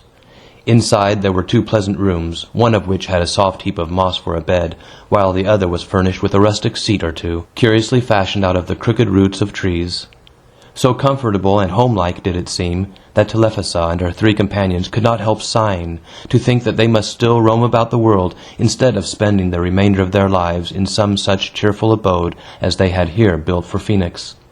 But when they bade him farewell, Phoenix shed tears, and probably regretted that he was no longer to keep them company. However, he had fixed upon an admirable place to dwell in, and by there came other people who chanced to have no homes, and seeing how pleasant a spot it was, they built themselves huts in the neighborhood of Phoenix's habitation. Thus, before many years went by, a city had grown up there, in the center of which was seen a stately palace of marble, wherein dwelt Phoenix, clothed in a purple robe, and wearing a golden crown upon his head. For the inhabitants of the new city, finding that he had royal blood in his veins, had chosen him to be their king. The very first decree of state which King Phoenix issued was, that if a maiden happened to arrive in the kingdom, mounted on a snow-white bull, and calling herself Europa, his subjects should treat her with the greatest kindness and respect, and immediately bring her to the palace. You may see by this that Phoenix's conscience never quite ceased to trouble him for giving up the quest of his dear sister, and sitting himself down to be comfortable, while his mother and her companions went onward. But often and often, at the close of a weary day's journey, did Telephassa and Cadmus, Cilix, and Thasus remember the pleasant spot in which they had left Phoenix. It was a sorrowful prospect for these wanderers, that on the morrow they must again set forth, and that after many nightfalls they would perhaps be no nearer the close of their toilsome pilgrimage than now. These thoughts made them all melancholy at times, but appeared to torment Cilix more than the rest of the party. At length, one morning, when they were taking their staffs in hand to set out, he thus addressed them. My dear mother, and you, good brother Cadmus, and my friend Thasus, methinks we are like people in a dream. There is no substance in the life which we are leading. It is such a dreary length of time since the white bull carried off my sister Europa, that I have quite forgotten how she looked, and the tones of her voice, and indeed almost doubt whether such a little girl ever lived in the world. And whether she once lived or no, I am convinced that she no longer survives, and that therefore it is the merest folly to waste our own lives and happiness in seeking her. Were we to find her, she would now be a woman grown, and would look upon us all as strangers. So, to tell you the truth, I have resolved to take up my abode here, and I entreat you, mother, brother, and friend, to follow my example. Not I, for one, said Telephassa, although the poor queen, firmly as she spoke, was so travel-worn that she could hardly put her foot to the ground. Not I, for one. In the depths of my heart, little Europa is still the rosy child who ran to gather flowers so many years ago. She has not grown to womanhood, nor forgotten me. At noon, at night, journeying onward, sitting down to rest, her childish voice is always in my ears, calling, Mother, mother. Stop here who may, there is no repose for me. Nor for me, said Cadmus, while my dear mother pleases to go onward. And the faithful Thasus, too, was resolved to bear them company. They remained with Cilix a few days, however, and helped him to build a rustic bower, resembling the one which they had formerly built for Phoenix. The Dragon's Teeth, Part 2. When they were bidding him farewell, Cilix burst into tears, and told his mother that it seemed just as melancholy a dream to stay there in solitude as to go onward. If she really believed that they would ever find Europa, he was willing to continue the search with them, even now. But Telephassa bade him remain there and be happy, if his own heart would let him. So the pilgrims took their leave of him and departed, and were hardly out of sight before some other wandering people came along that way, and saw Cilix's habitation, and were greatly delighted with the appearance of the place.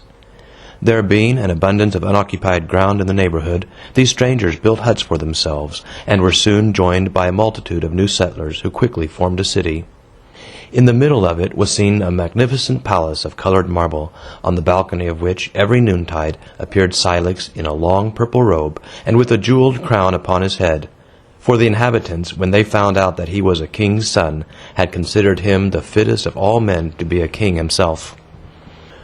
One of the first acts of King Cilix's government was to send out an expedition consisting of a grave ambassador and an escort of bold and hardy young men, with orders to visit the principal kingdoms of the earth, and inquire whether a young maiden had passed through those regions, galloping swiftly on a white bull. It is, therefore, plain to mind that Cilix secretly blamed himself for giving up the search for Europa as long as he was able to put one foot before the other.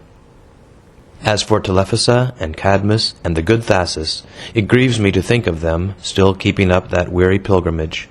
The two young men did their best for the poor queen, helping her over the rough places, often carrying her across rivulets in their faithful arms and seeking to shelter her at nightfall, even when they themselves lay on the ground. Sad, sad it was to hear them asking of every passer-by if he had seen Europa, so long after the white bull had carried her away. But, though the grey years thrust themselves between, and made the child's figure dim in their remembrance, neither of these true-hearted three ever dreamed of giving up the search. One morning, however, poor Thasus found that he had sprained his ankle, and could not possibly go a step farther. "After a few days, to be sure," said he mournfully, "I might make shift and hobble along with a stick, but that would only delay you, and perhaps hinder you from finding dear little Europa after all your pains and trouble. Do you go forward, therefore, my beloved companions, and leave me to follow as I may." "Thou hast been a true friend, dear Thasus," said Queen Telephassa, kissing his forehead. "Being neither my son, nor the brother of our lost Europa, thou hast shown thyself truer to me and her than Phoenix and Salix did, whom we have left behind us. Without thy loving help and that of my son Cadmus, my limbs could not have borne me half so far as this. Now take thy rest and be at peace, for, and it is the first time I have owned it to myself, I begin to question whether we shall ever find my beloved daughter in this world." Saying this, the poor queen shed tears, because it was a grievous trial to the mother's heart to confess that her hopes were growing faint. From that day forward, Cadmus noticed that she never traveled with the same alacrity of spirit that had heretofore supported her. Her weight was heavier upon his arm. Before setting out, Cadmus helped Thasus build a bower, while Telephassa, being too infirm to give any great assistance, advised them how to fit it up and furnish it, so that it might be as comfortable as a hut of branches could. Thasus, however, did not spend all his days in this green bower, for it happened to him, as to Phoenix and Cilix, that other homeless people visited the spot, and liked it, and built themselves habitations in the neighborhood.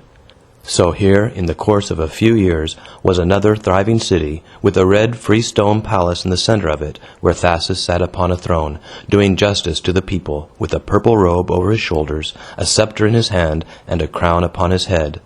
The inhabitants had made him king, not for the sake of any royal blood, for none was in his veins, but because Thasus was an upright, true-hearted, and courageous man, and therefore fit to rule.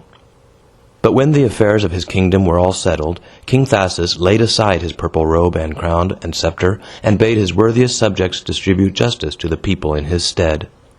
Then, grasping the pilgrim's staff that had supported him so long, he set forth again, hoping still to discover some hoof-mark of the snow-white bull, some trace of the vanished child. He returned after a lengthened absence, and sat down wearily upon his throne. To his latest hour, nevertheless, King Thasus showed his true-hearted remembrance of Europa by ordering that a fire should always be kept burning in his palace, and a bath steaming hot, and food ready to be served up, and a bed with snow-white sheets, in case the maiden should arrive and require immediate refreshment.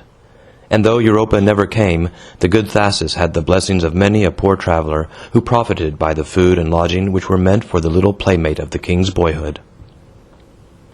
Telephassa and Cadmus were now pursuing their weary way with no companion but each other. The queen leaned heavily upon her son's arm, and could walk only a few miles a day, but for all her weakness and weariness she would not be persuaded to give up the search. It was enough to bring tears into the eyes of bearded men to hear the melancholy tone with which she inquired of every stranger whether he could not tell her any news of the lost child. "Have you seen a little girl? No, I mean a young maiden of full growth, passing by this way, mounted on a snow-white bull, which gallops as swiftly as the wind?" "We have seen no such wondrous sight," the people would reply, and very often, taking Cadmus aside, they whispered to him, "Is this stately and sad-looking woman your mother? Surely she is not in her right mind, and you ought to take her home, and make her comfortable, and do your best to get this dream out of her fancy." "It is no dream," said Cadmus. "Everything else is a dream, save that." But one day Telephassa seemed feebler than usual, and leaned almost her whole weight on the arm of Cadmus, and walked more slowly than ever before. At last they reached a solitary spot, where she told her son that she must needs lie down and take a good long rest. "A good long rest," she repeated, looking Cadmus tenderly in the face. "A good long rest, thou dearest one." "As long as you please, dear mother," answered Cadmus. Telephassa bade him sit down on the turf beside her, and then she took his hand. "My son," said she, fixing her dim eyes most lovingly upon him, "this rest that I speak of will be very long indeed. You must not wait till it is finished. Dear Cadmus, you do not comprehend me. You must make a grave here, and lay your mother's weary frame into it. My pilgrimage is over." Cadmus burst into tears, and for a long time refused to believe that his dear mother was now to be taken from him. But Telephassa reasoned with him, and kissed him, and at length bade him discern that it was better for her spirit to pass away out of the toil, the weariness, and grief, and disappointment which had burdened her on earth ever since the child was lost. He therefore repressed his sorrow, and listened to her last words. "Dearest Cadmus," she said, "thou hast been the truest son that ever mother had, and faithful to the very last. Who else would have borne with my infirmities as thou hast? It is owing to thy care, thou tenderest child, that my grave was not dug long years ago in some valley, or on some hillside that lies far, far behind us. It is enough. Thou shalt wander no more on this hopeless search, but when thou hast laid thy mother in the earth, then go, my son, to Delphi, and inquire of the oracle what thou shalt do next." "O mother, mother," cried Cadmus, "couldst thou but have seen my sister before this hour!" "It matters little now," answered Telephassa, and there was a smile upon her face. "I go now to the better world, and sooner or later shall find my daughter there." I will not sadden you, my little hearers, with telling how Telephassa died and was buried, but will only say that her dying smile grew brighter, instead of vanishing from her dead face, so that Cadmus left convinced that, at her very first step into the better world, she had caught Europa in her arms. He planted some flowers on his mother's grave, and left them to grow there, and make the place beautiful when he should be far away. After performing this last sorrowful duty, he set forth alone, and took the road towards the famous oracle of Delphi, as Telephassa had advised him. On his way thither, he still inquired of most people whom he met whether they had seen Europa, for, to say the truth, Cadmus had grown so accustomed to ask the question, that it came to his lips as readily as a remark about the weather. He received various answers. Some told him one thing, and some another. Among the rest, a mariner affirmed that many years before, in a distant country, he had heard a rumor about a white bull, which came swimming across the sea with a child on his back, dressed up in flowers that were blighted by the sea-water. He did not know what had become of the child or the bull, and Cadmus suspected indeed by a queer twinkle in the mariner's eyes that he was putting a joke upon him, and had never really heard anything about the matter. Poor Cadmus found it more wearisome to travel alone than to bear all his dear mother's weight while she had kept him company. His heart, you will understand, was now so heavy that it seemed impossible sometimes to carry it any farther. But his limbs were strong and active, and well accustomed to exercise. He walked swiftly along, thinking of King Agenor, and Queen Telephassa, and his brothers, and the friendly Thasus, all of whom he had left behind him at one point of his pilgrimage or another, and never expected to see them any more. Full of these remembrances, he came within sight of a lofty mountain, which the people thereabouts told him was called Parnassus. On the slope of Mount Parnassus was the famous Delphi, whither Cadmus was going. This Delphi was supposed to be the very midmost spot of the whole world. The place of the oracle was a certain cavity in the mountainside, over which, when Cadmus came thither, he found a rude bower of branches. It reminded him of those which he had helped to build for Phoenix and Cilix, and afterwards for Thasus. In latter times, when multitudes of people came from great distances to put questions to the oracle, a spacious temple of marble was erected over the spot. But in the days of Cadmus, as I have told you, there was only this rustic bower, with its abundance of green foliage and a tuft of shrubbery that ran wild over the mysterious hole in the hillside. When Cadmus had thrust a passage through the tangled boughs, and made his way into the bower, he did not at first discern the half-hidden cavity, but soon felt a cold stream of air rushing out of it, with so much force that it shook the ringlets on his cheek. Pulling away the shrubbery which clustered over the hole, he bent forward and spoke in a distinct but reverential tone, as if addressing some unseen personage inside the mountain. "Sacred oracle of Delphi," said he, Whither shall I go next in quest of my dear sister Europa?" There was at first a deep silence, and then a rushing sound, or a noise like a long sigh, proceeding out of the interior of the earth. This cavity, you must know, was looked upon as a sort of fountain of truth, which sometimes gushed out in audible words, although, for the most part, these words were such a riddle that they might just as well have stayed at the bottom of the hole. But Cadmus was more fortunate than many others who went to Delphi in search of truth. By and by the rushing noise began to sound like articulate language. It repeated over and over again the following sentence, which after all was so like the vague whistle of a blast of air that Cadmus really did not quite know whether it meant anything or not. "Seek her no more, seek her no more, seek her no more." "What then shall I do?" asked Cadmus. For ever since he was a child, you know, it had been the great object of his life to find his sister. From the very hour that he left following the butterfly in the meadow near his father's palace, he had done his best to follow Europa over land and sea, and now, if he must give up the search, he seemed to have no more business in the world. But again the sighing gust of air grew into something like a hoarse voice. "Follow the cow," it said.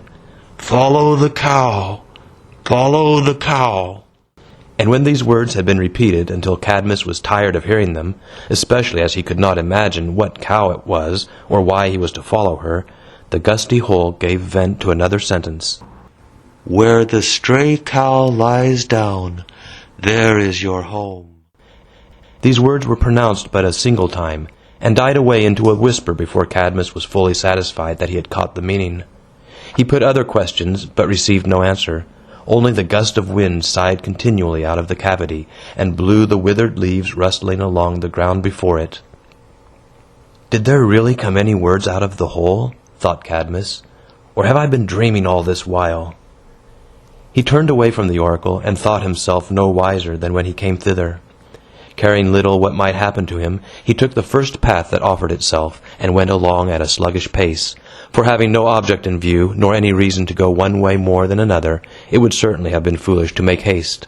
Whenever he met anybody, the old question was at his tongue's end. "Have you seen a beautiful maiden, dressed like a king's daughter, and mounted on a snow-white bull that gallops as swiftly as the wind?"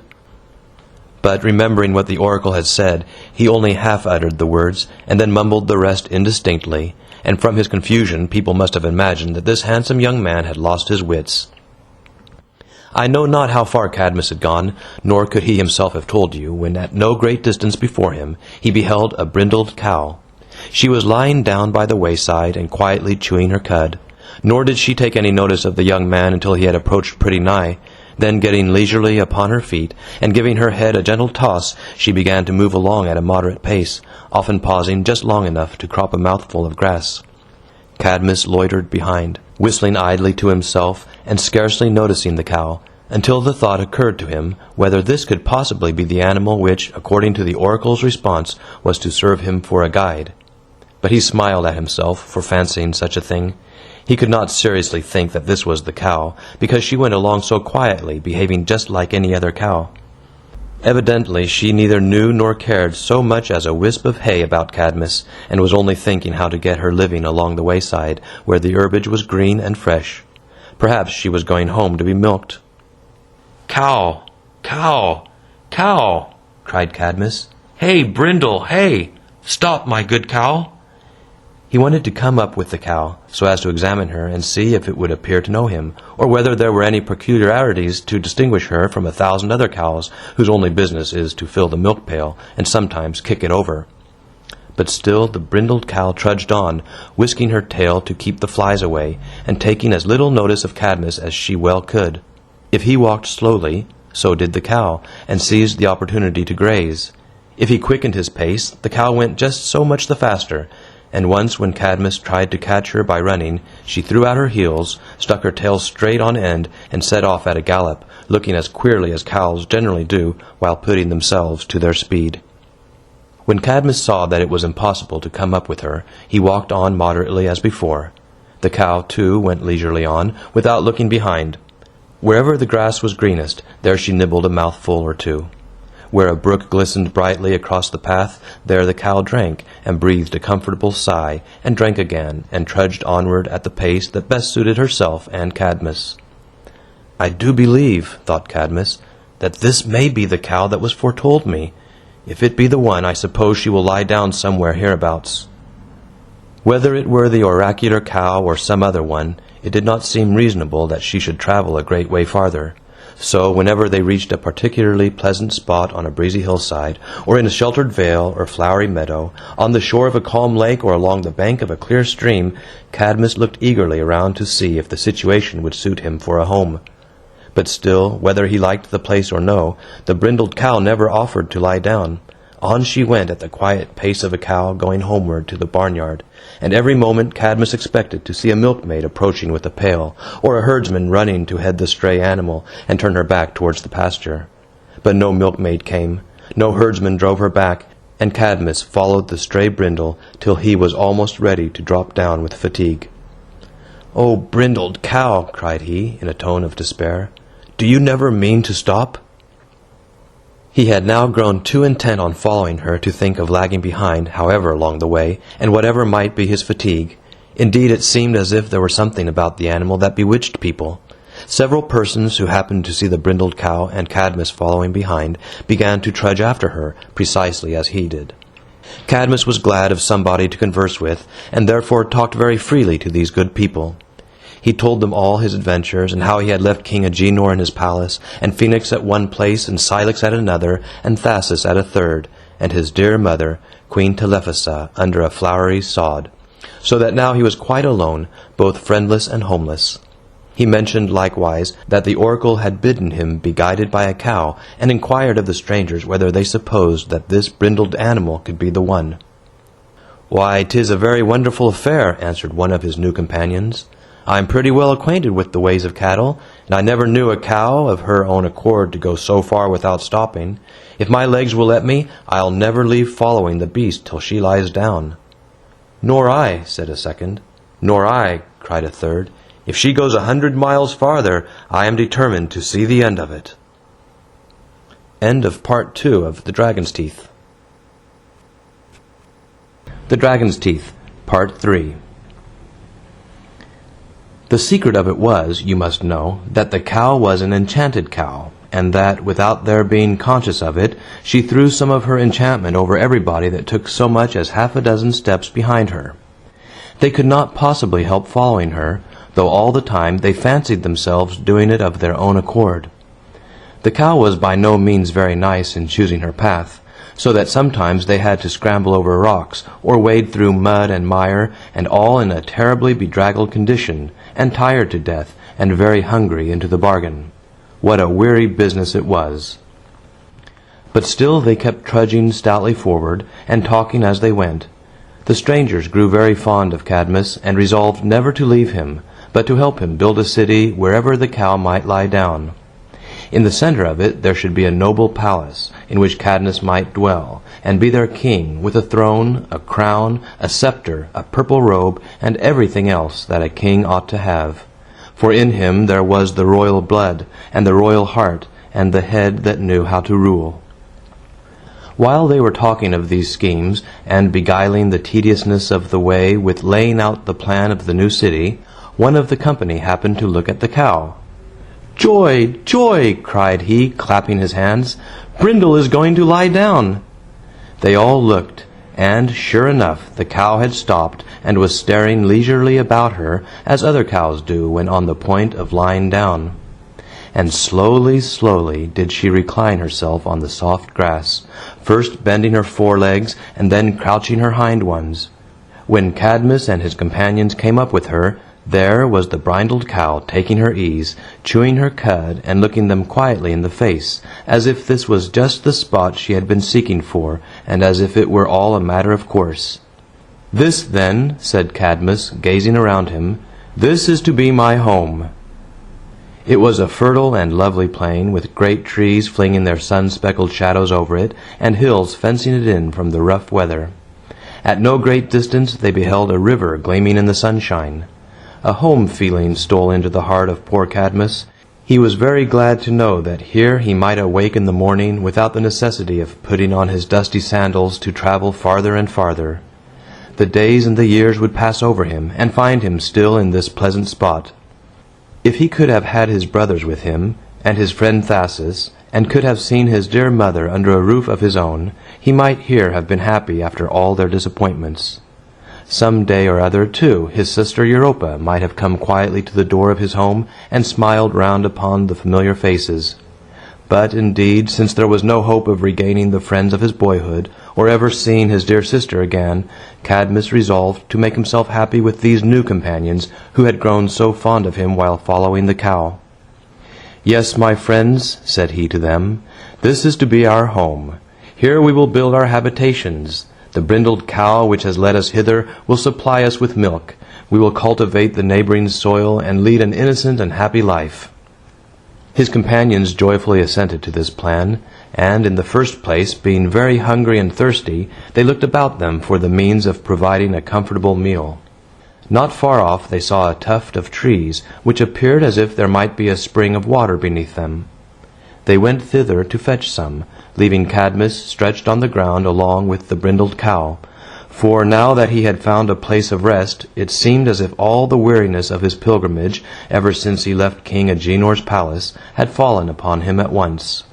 But his new friends had not long been gone when he was suddenly startled by cries, shouts, and screams, and the noise of a terrible struggle, and in the midst of it all a most awful hissing, which went right through his ears like a rough saw. Running towards the tuft of trees, he beheld the head and fiery eyes of an immense serpent or dragon, with the widest jaws that ever a dragon had, and a vast many rows of horribly sharp teeth. Before Cadmus could reach the spot, this pitiless reptile had killed his poor companions, and was busily devouring them, making but a mouthful of each man. It appears that the fountain of water was enchanted, and that the dragon had been set to guard it, so that no mortal might ever quench his thirst there.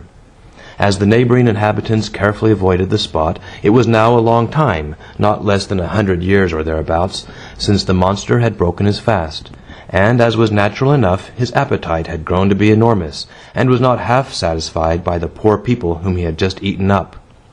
When he caught sight of Cadmus, therefore, he set up another abominable hiss, and flung back his immense jaws, until his mouth looked like a great red cavern, at the farther end of which were seen the legs of his last victim, whom he had hardly had time to swallow. But Cadmus was so enraged at the destruction of his friends that he cared neither for the size of the dragon's jaws, nor for his hundreds of sharp teeth. Drawing his sword, he rushed at the monster, and flung himself right into his cavernous mouth. This bold method of attacking him took the dragon by surprise, for, in fact, Cadmus had leaped so far down into his throat that the rows of terrible teeth could not close upon him, nor do him the least harm in the world.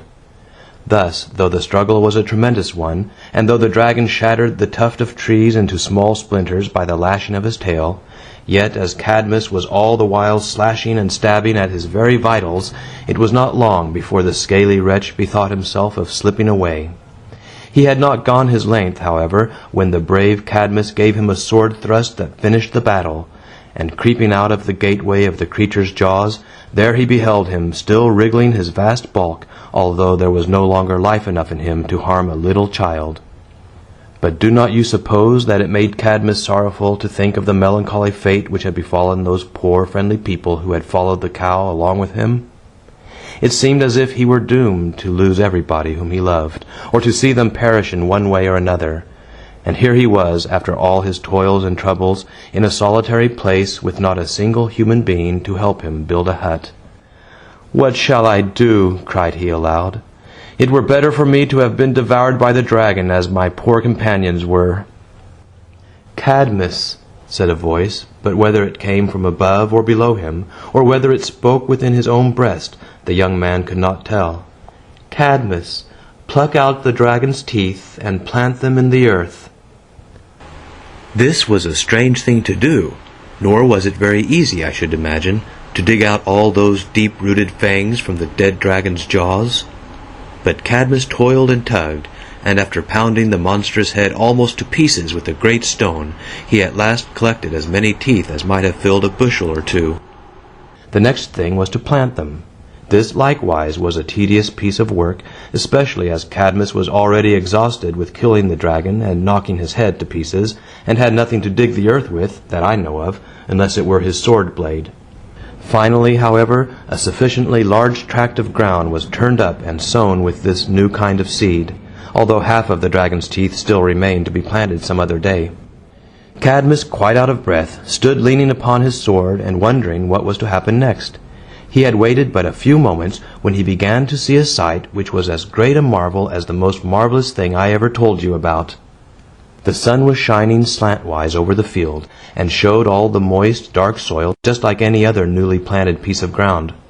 All at once Cadmus fancied he saw something glisten very brightly, first at one spot, then at another, and then at 100 and 1,000 spots together. Soon he perceived them to be the steel heads of spears, sprouting up everywhere like so many stalks of grain, and continually growing taller and taller. Next appeared a vast number of bright sword blades, thrusting themselves up in the same way. A moment afterwards, the whole surface of the ground was broken by a multitude of polished brass helmets, coming up like a crop of enormous beans. So rapidly did they grow that Cadmus now discerned the fierce countenance of a man beneath every one.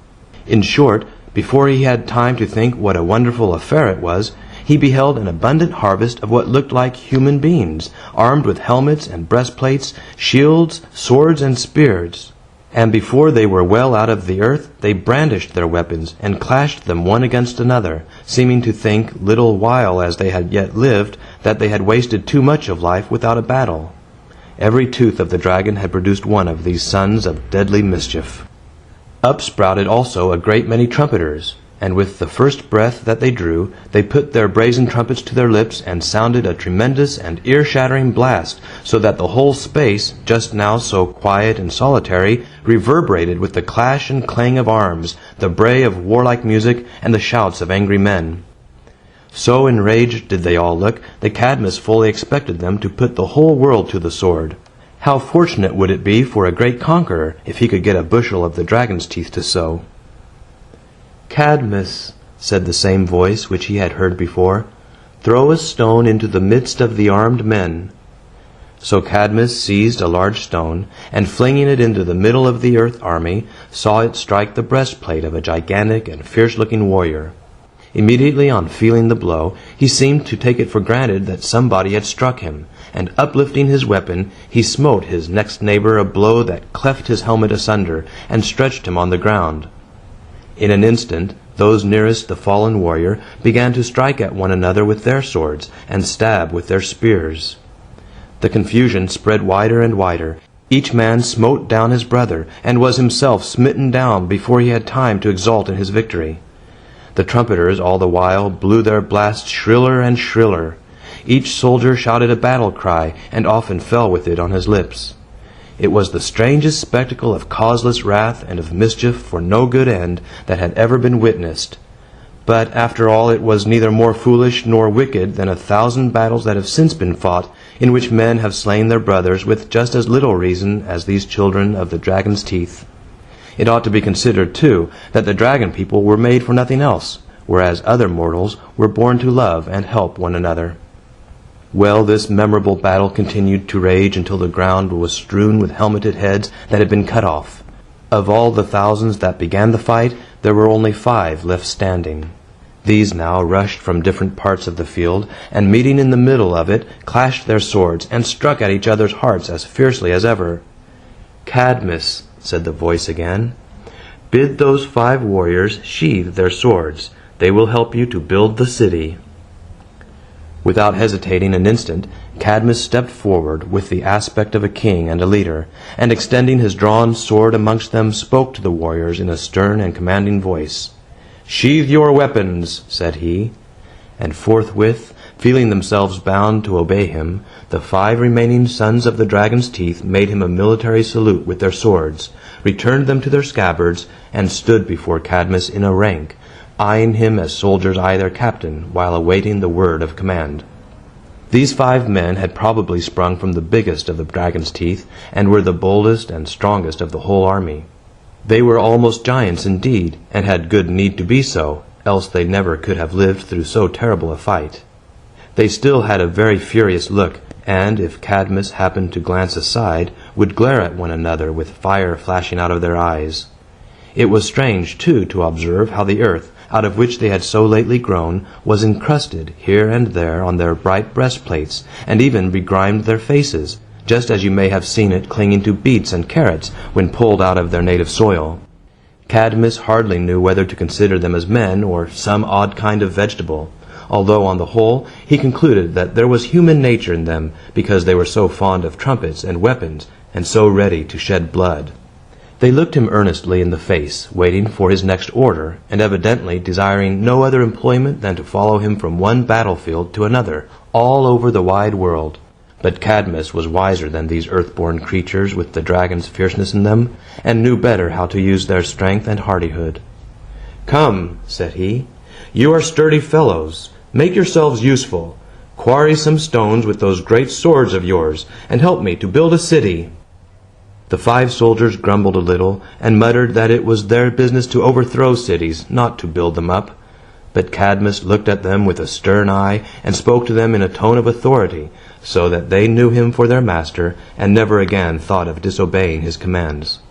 They set to work in good earnest, and toiled so diligently that in a very short time a city began to make its appearance. At first, to be sure, the workmen showed a quarrelsome disposition. Like savage beasts, they would doubtless have done one another a mischief, if Cadmus had not kept watch over them, and quelled the fierce old serpent that lurked in their hearts when he saw it gleaming out of their wild eyes. But in course of time they got accustomed to honest labor, and had sense enough to feel that there was more true enjoyment in living at peace and doing good to one's neighbor than in striking at him with a two-edged sword. It may not be too much to hope that the rest of mankind will by and by grow as wise and peaceable as these 5 earth-begrimed warriors who sprang from the dragon's teeth. And now the city was built, and there was a home in it for each of the workmen. But the palace of Cadmus was not yet erected, because they had left it till the last, meaning to introduce all the new improvements of architecture, and make it very commodious, as well as stately and beautiful.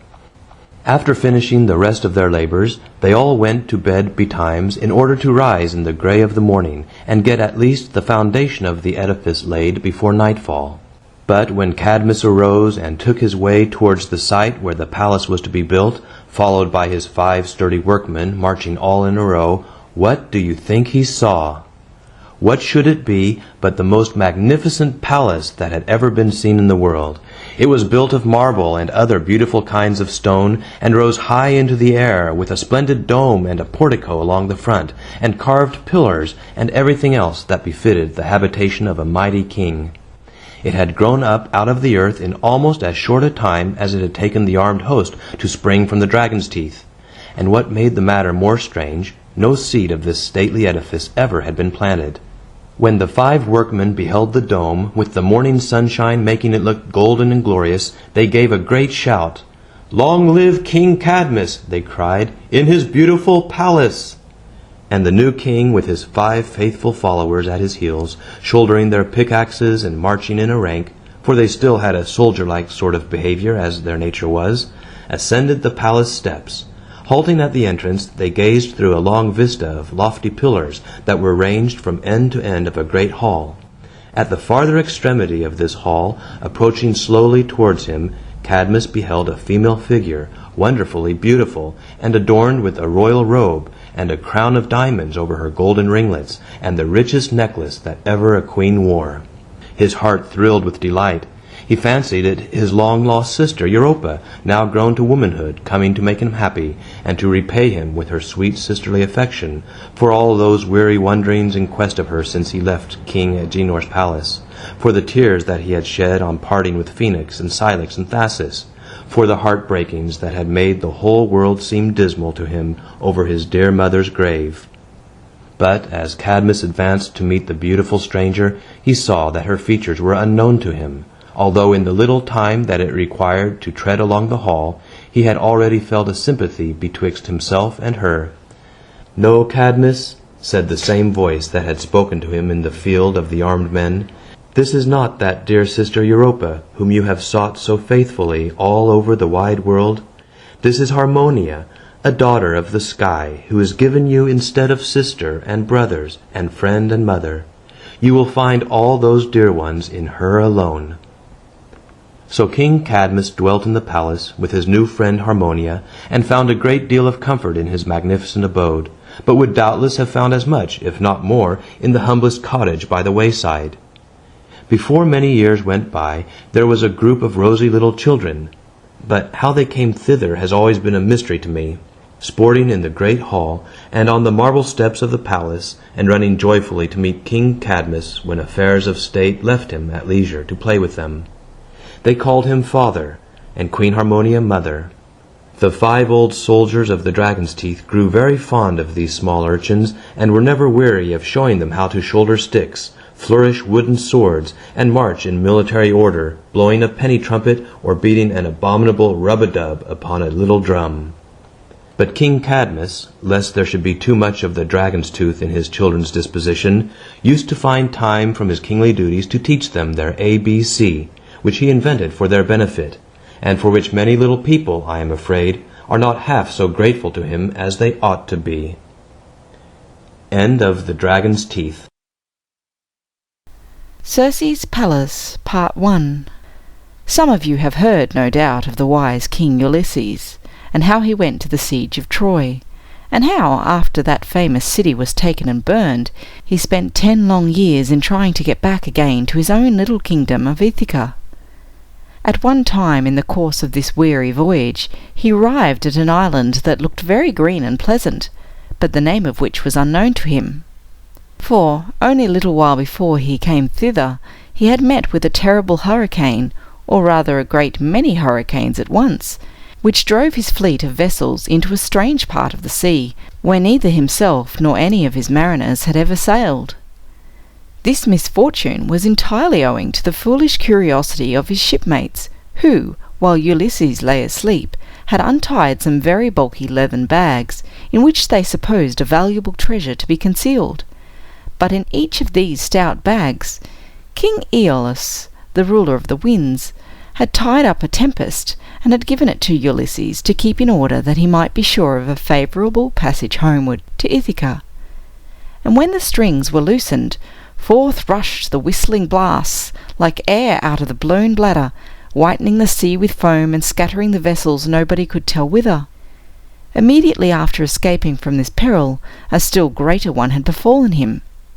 Scudding before the hurricane, he reached a place which, as he afterwards found, was called Les Trigonia, where some monstrous giants had eaten up many of his companions, and had sunk every one of his vessels, except that in which he himself sailed, by flinging great masses of rock at them from the cliffs along the shore.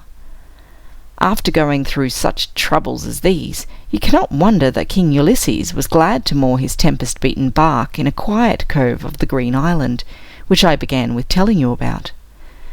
But he had encountered so many dangers from giants, and one-eyed cyclopses, and monsters of the sea and land, that he could not help dreading some mischief, even in this pleasant and seemingly solitary spot. For 2 days, therefore, the poor weather-worn voyagers kept quiet, and either stayed on board of the vessel, or merely crept along under the cliffs that bordered the shore, and to keep themselves alive they dug shellfish out of the sand, and sought for any little rill of fresh water that might be running toward the sea. Before the 2 days were spent, they grew very weary of this kind of life, for the followers of King Ulysses, as you will find it important to remember, were terrible gourmandizers, and pretty sure to grumble if they missed their regular meals, and their irregular ones besides. Their stock of provisions was quite exhausted, and even the shellfish began to get scarce, so that they had now to choose between starving to death or venturing into the interior of the island, where perhaps some huge 3-headed dragon or other horrible monster had his den.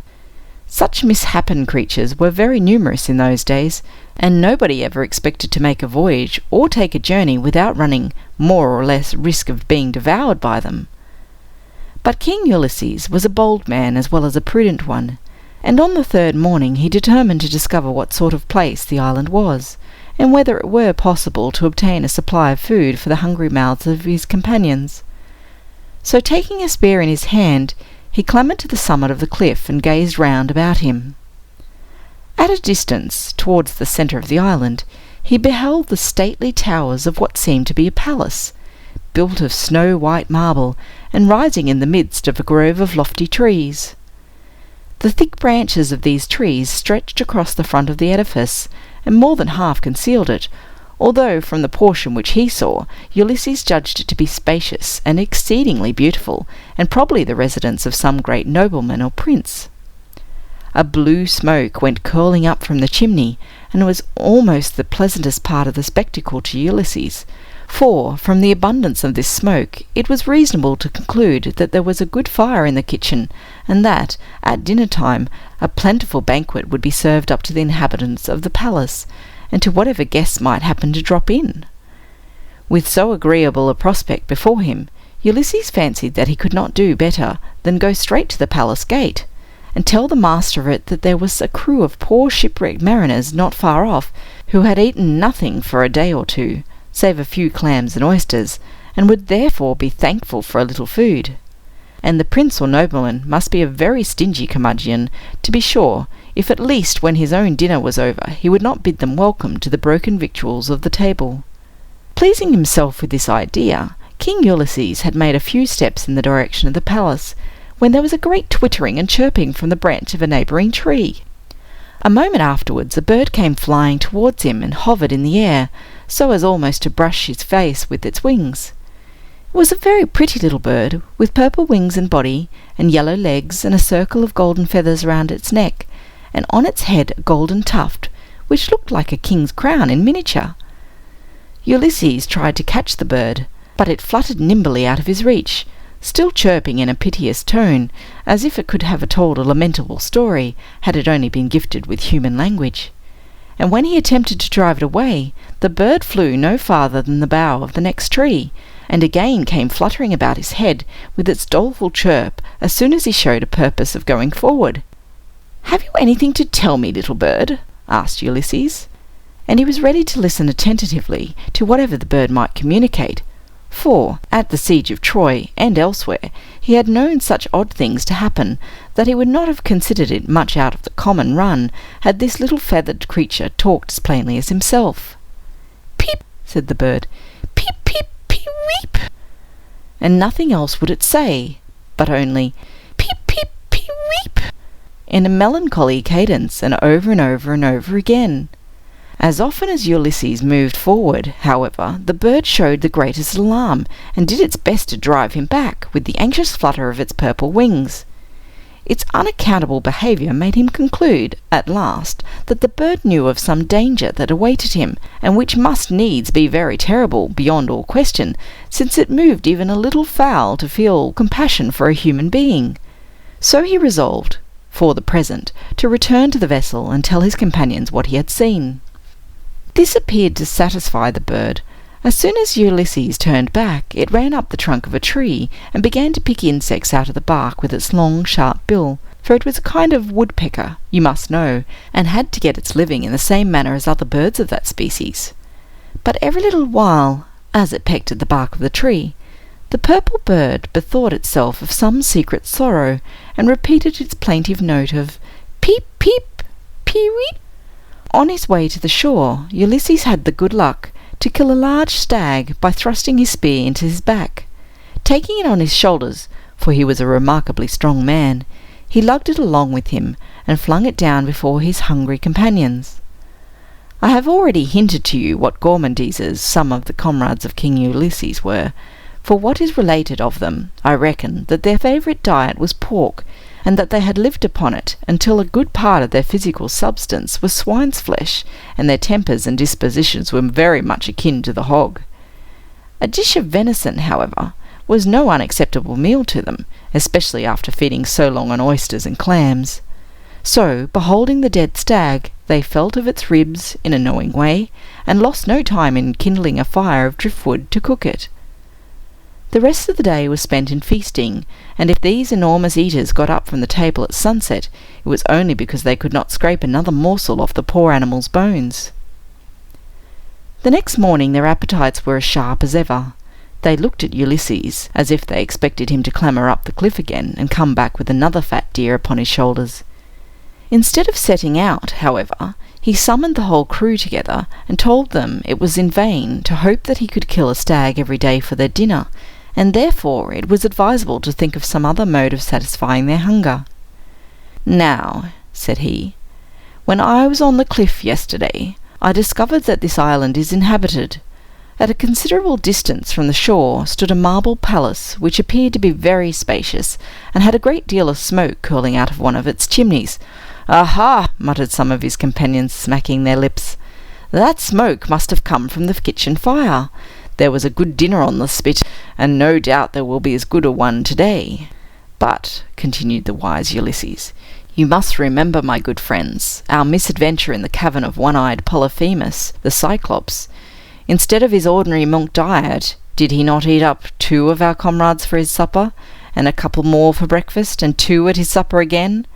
Methinks I see him yet, the hideous monster, scanning us with that great red eye in the middle of his forehead to single out the fattest.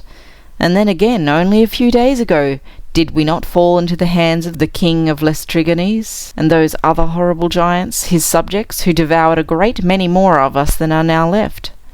To tell you the truth, if we go to the yonder palace, there can be no question that we shall make our appearance at the dinner-table, but whether seated as guests or served up as food is a point to be seriously considered." "Either way," murmured some of the hungriest of the crew, "it will be better than starvation, particularly if one could be sure of being well fattened beforehand and daintily cooked afterwards." "That is a matter of taste," said King Ulysses, "and for my own part, neither the most careful fattening nor the daintiest of cookery would reconcile me to being dished at last. My proposal is, therefore, that we divide ourselves into 2 equal parties, and ascertain, by drawing lots, which of the 2 shall go to the palace and beg for food and assistance. If these can be attained, all is well. If not, and the inhabitants prove as inhospitable as the Polyphemus or the Sterrett, then there will be but half of us perish, and the remainder may set sail and escape." As nobody objected to this scheme, Ulysses proceeded to count the whole band, and found that there were 46 men, including himself. He then numbered off 22 of them, and put Eurylochus, who was one of his chief officers and second only to himself in sagacity, at their head. Ulysses took command of the remaining 22 men in person. Then, taking off his helmet, he put 2 shells into it, one on which was written "Go," and on the other "Stay." Another person now held the helmet, while Ulysses and Eurylochus drew out a shell, and the word "Go" was found written on that which Eurylochus had drawn.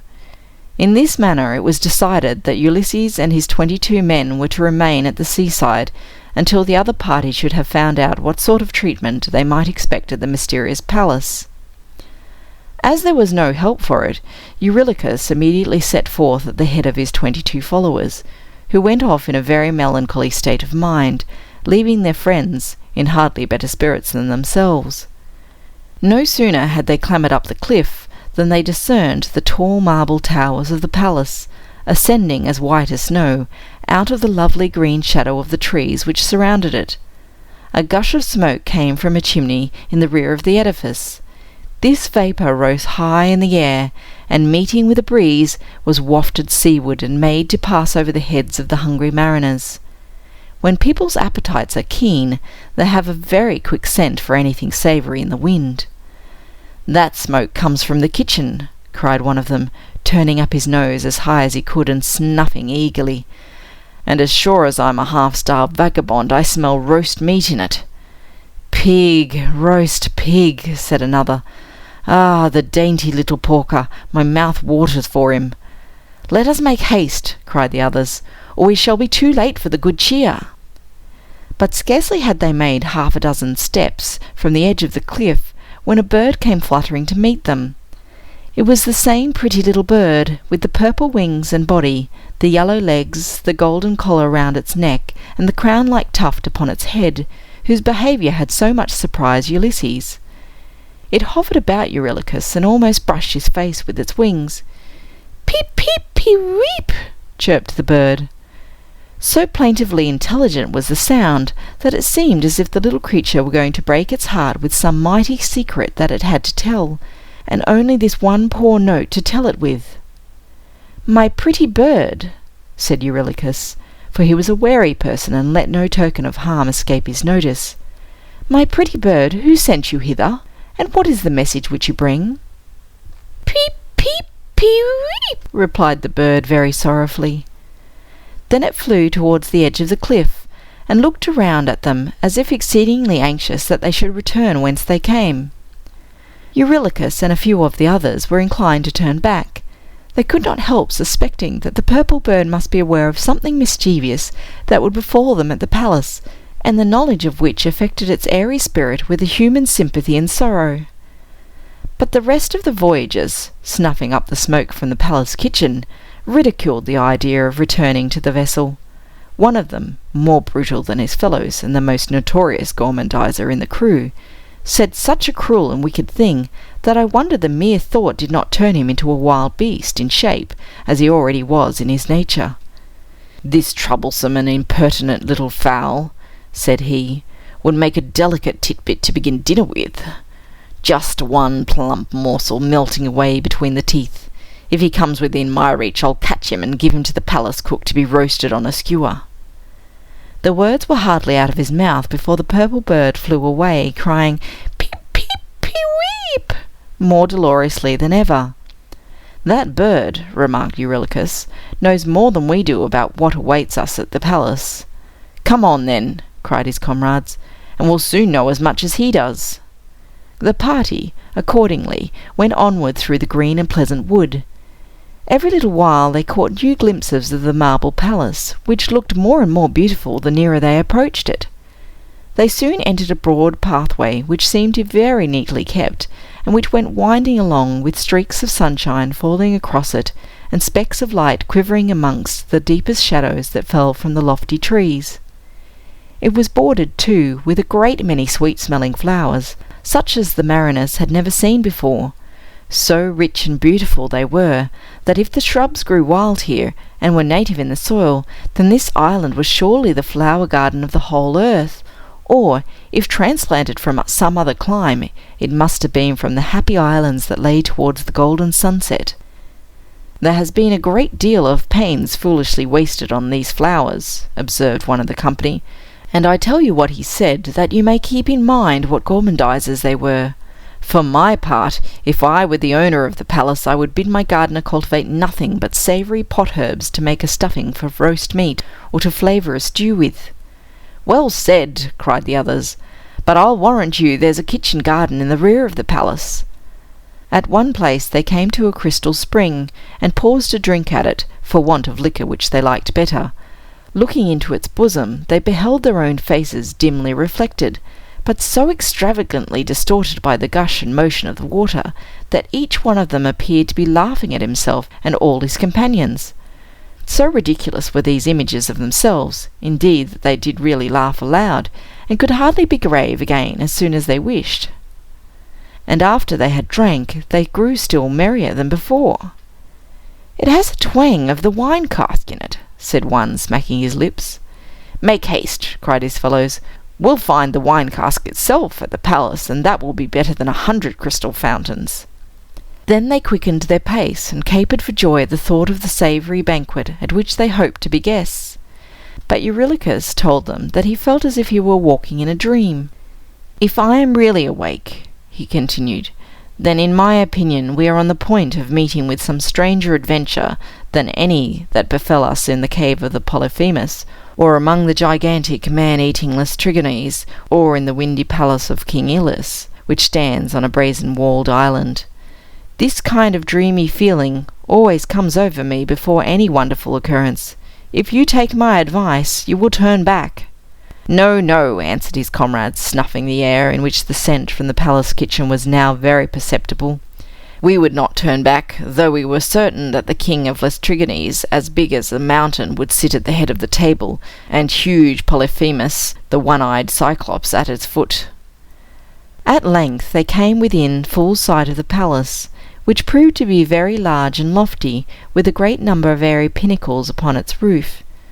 Though it was midday, and the sun shone brightly over the marble front, yet its snowy whiteness and its fantastic style of architecture made it look unreal, like the frosty work on a window-pane, or like the shapes of castles which one sees among the clouds by moonlight.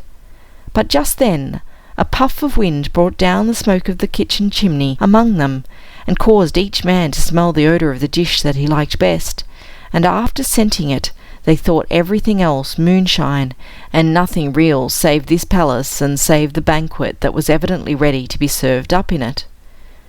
So they hastened their steps towards the portal, but had not got halfway across the wide lawn when a pack of lions, tigers, and wolves came bounding to meet them. The terrified mariners started back, expecting no better fate than to be torn to pieces and devoured.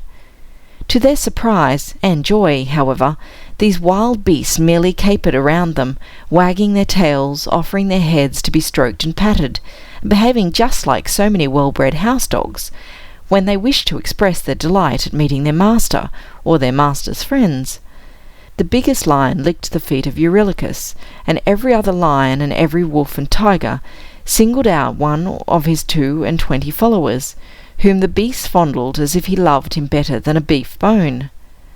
But for all that, Eurylochus imagined that he saw something fierce and savage in their eyes, nor would he have been surprised at any moment to feel the big lion's terrible claws, or to see each of the tigers make a deadly spring, or each wolf leap at the throat of the man whom he had fondled.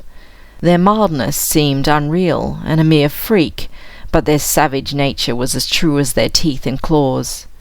Nevertheless, the men went safely across the lawn with the wild beasts frisking about them, and doing no manner of harm, although, as they mounted the steps of the palace, you might possibly have heard a low growl, particularly from the wolves, as if they thought it a pity, after all, to let the strangers pass without so much as tasting what they were made of.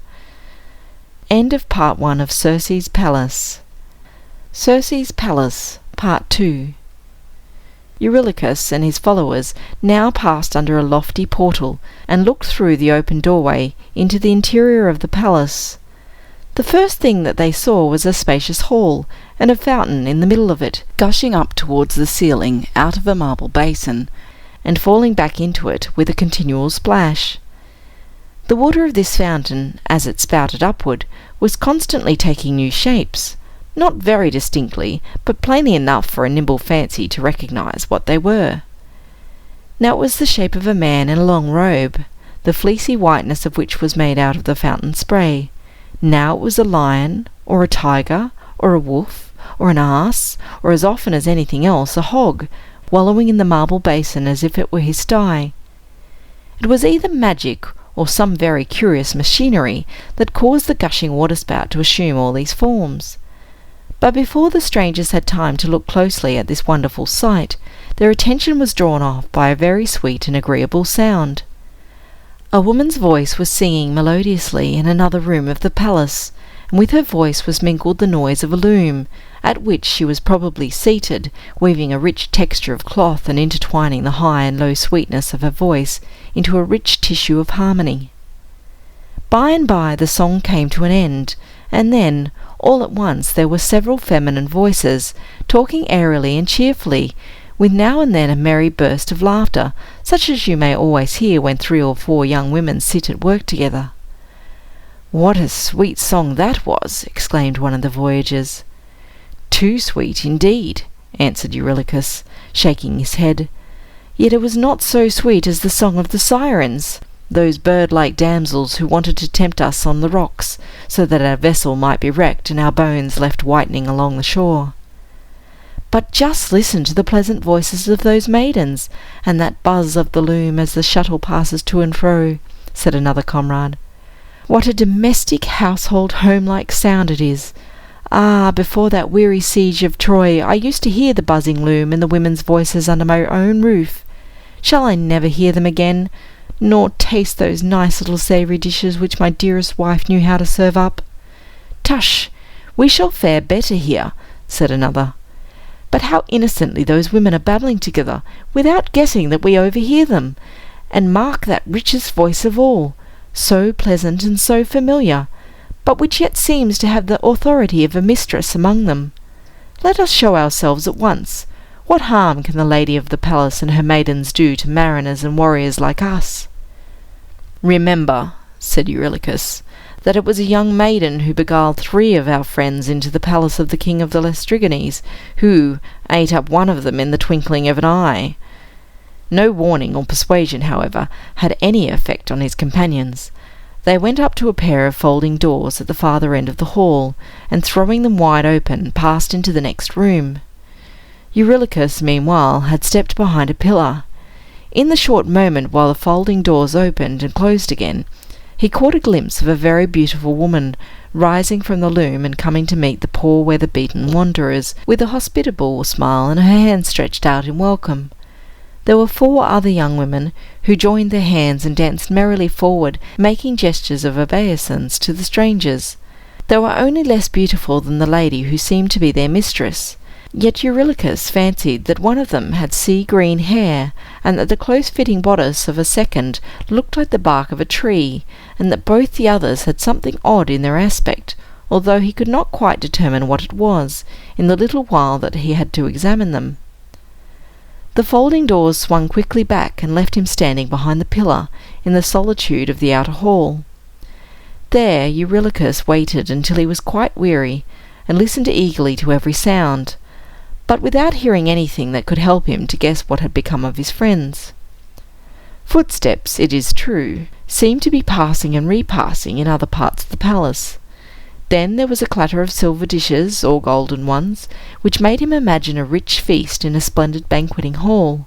But by and by he heard a tremendous grunting and squealing, and then a sudden scampering, like that of small hard hoofs over a marble floor, while the voices of the mistress and her 4 handmaidens were screaming all together, in tones of anger and derision. Eurylochus could not conceive what had happened, unless a drove of swine had broken into the palace, attracted by the smell of the feast. Chancing to cast his eyes at the fountain, he saw that it did not shift its shape as formerly, nor looked either like a long-robed man, or a lion, a tiger, a wolf, or an ass. It looked like nothing but a hog, which lay wallowing in the marble basin, and filled it from brim to brim. But we must leave the prudent Eurylochus waiting in the outer hall, and follow his friends into the inner secrecy of the palace. As soon as the beautiful woman saw them, she arose from the loom, as I have told you, and came forward, smiling and stretching out her hand. She took the hand of the foremost among them, and bade him and the whole party welcome. "You have been long expected, my good friends," said she. "I and my maidens are well acquainted with you, although you do not appear to recognize us. Look at this piece of tapestry, and judge if your faces must not have been familiar to us." So the voyagers examined the web of cloth which the beautiful woman had been weaving in her loom, and to their vast astonishment they saw their own figures perfectly represented in different coloured threads. It was a lifelike picture of their recent adventures, showing them in the cave of Polyphemus, and how they had put out his one great moony eye, while in another part of the tapestry they were untying the leathern bags, puffed out with contrary winds, and farther on they beheld themselves scampering away from the gigantic king of the Laestrygons, who had caught one of them by the leg. Lastly, there they were, sitting on the desolate shore of this very island, hungry and downcast, and looking ruefully at the bare bones of the stag which they devoured yesterday. This was as far as the work had yet proceeded, but when the beautiful woman should again sit down at her loom, she would probably make a picture of what had since happened to the strangers, and of what was now going to happen. "You see," she said, "that I know all about your troubles, and you cannot doubt that I desire to make you happy for as long a time as you may remain with me. For this purpose, my honoured guests, I have ordered a banquet to be prepared.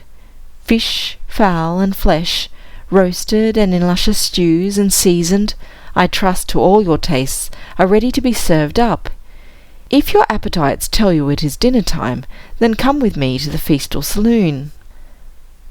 At this kind invitation the hungry mariners were quite overjoyed, and one of them, taking upon himself to be spokesman, assured their hospitable hostess that any hour of the day was dinner time with them, whenever they could get flesh to put in the pot and fire to boil it with.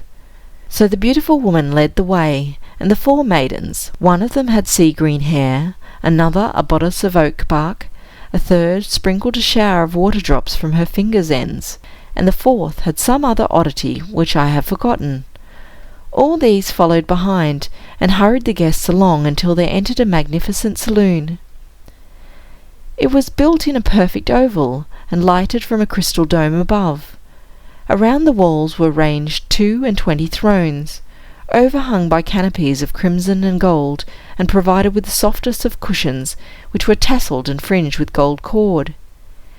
Each of the strangers was invited to sit down, and there they were, 22 storm-beaten mariners, in worn and tattered garb, sitting in 22 cushioned and canopied thrones, so rich and gorgeous that the proudest monarch had nothing more splendid in his stateliest hall.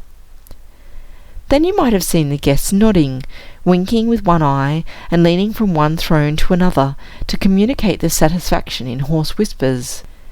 "Our good hostess has made kings of us all," said one. "Ha! Do you smell the feast? I'll engage it will be fit to set before 22 kings." "I hope," said another, "it will be mainly good substantial joints, sirloins, spare ribs, and hinder quarters, without too many kickshaws. If I thought the good lady would not take it amiss, I should call for a fat slice of fried bacon to begin with." Ah, the gluttons and gormandizers! You see how it was with them. In the loftiest seats of dignity, on royal thrones, they could think of nothing but their greedy appetite, which was the portion of their nature that they shared with the wolves and swine, so that they resembled those vilest of animals far more than they did kings, if indeed kings were what they ought to be. But the beautiful woman now clapped her hands, and immediately there entered a train of 22 serving men, bringing dishes of the richest food, all hot from the kitchen fire, and sending up such a steam that it hung like a cloud below the crystal dome of the saloon. An equal number of attendants brought great flagons of wine, of various kinds, some of which sparkled as it was poured out, and went bubbling down the throat, while of other sorts the purple liquor was so clear that you could see the wrought figures at the bottom of the goblet. While the servants supplied the 22 guests with food and drink, the hostess and her 4 maidens went from one throne to another, exhorting them to eat their fill, and to quaff wine abundantly, and thus to recompense themselves at this one banquet for the many days when they had gone without a dinner. But whenever the mariners were not looking at them, which was pretty often, as they looked chiefly into the basins and platters, the beautiful woman and her damsels turned aside and laughed. Even the servants, as they knelt down to present the dishes, might be seen to grin and sneer, while the guests were helping themselves to the offered dainties. And once in a while the strangers seemed to taste something that they did not like. "Here is an odd kind of spice in this dish," said one. "I can't say it quite suits my palate. Down it goes, however." "Send a good draught of wine down your throat," said his comrade on the next throne. "That is the stuff to make this sort of cookery relish well, though I must needs say the wine has a queer taste too, but the more I drink of it, the better I like the flavour." Whatever little fault they might find with the dishes, they sat at dinner a prodigiously long while, and it would really have made you ashamed to see how they swilled down the liquor and gobbled up the food. They sat on golden thrones, to be sure, but they behaved like pigs in a sty, and if they had their wits about them, they might have guessed that this was the opinion of their beautiful hostess and her maidens. It brings a blush into my face to reckon up in my own mind what mountains of meat and pudding, and what gallons of wine, these 22 guzzlers and gormandizers ate and drank. They forgot all about their homes and their wives and children, and all about Ulysses and everything else, except this banquet, at which they wanted to keep feasting forever. But at length they began to give over, from mere incapacity to hold any more. "That last bit of fat is too much for me," said one. "And I have not room for another morsel," said his next neighbour, heaving a sigh. "What a pity! My appetite is as sharp as ever." In short, they all left off eating, and leaned back on their thrones with such a stupid and helpless aspect as made them ridiculous to behold. When their hostess saw this, she laughed aloud. So did her 4 damsels, so did the 22 serving men that bore the dishes, and their 22 fellows that poured out the wine.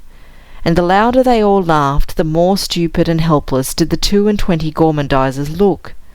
Then the beautiful woman took her stand in the middle of the saloon, and stretching out a slender rod, it had been all the while in her hand, although they never noticed it till this moment, she turned it from one guest to another, until each had felt it pointed at himself. Beautiful as her face was, and though there was a smile on it, it looked just as wicked and mischievous as the ugliest serpent that ever was seen, and fat-witted as the voyagers had made themselves, they began to suspect that they had fallen into the power of an evil-minded enchantress. "Wretches," cried she, "you have abused a lady's hospitality, and in this princely saloon your behaviour has been suited to a hog-pen. You are already swine in everything but the human form, which you disgrace, and which I myself should be ashamed to keep a moment longer, were you to share it with me. But it would require only the slightest exercise of magic to make the exterior conform to the hoggish disposition. Assume your proper shapes, gormandizers, and begone to the sty."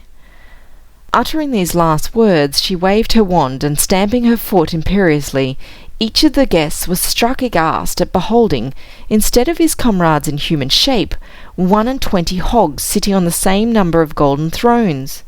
Each man, as he still supposed himself to be, essayed to give a cry of surprise, but found that he could merely grunt, and that, in a word, he was just such another beast as his companions. It looked so intolerably absurd to see hogs on cushioned thrones that they made haste to wallow down upon all fours like other swine. They tried to groan and beg for mercy, but forthwith emitted the most awful grunting and squealing that ever came out of swinish throats. They would have wrung their hands in despair, but attempting to do so grew all the more desperate for seeing themselves squatted on their hams and pawing the air with their foretrotters. Dear me, what pendulous ears they had, what little red eyes, half buried in fat, and what long snouts instead of the Grecian noses. But brutes as they certainly were, they yet had enough of human nature in them to be shocked at their own hideousness, and still intending to groan, they uttered a viler grunt and squeal than before. So harsh and ear-piercing it was that you would have fancied a butcher was sticking his knife into each of their throats, or at very least that somebody was pulling every hog by his funny little twist of a tail.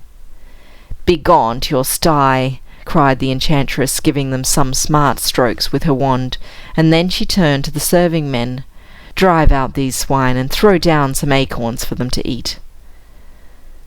The door of the saloon being flung open, the drove of hogs ran in all directions save the right one, in accordance with their hoggish perversity, but were finally driven into the backyard of the palace.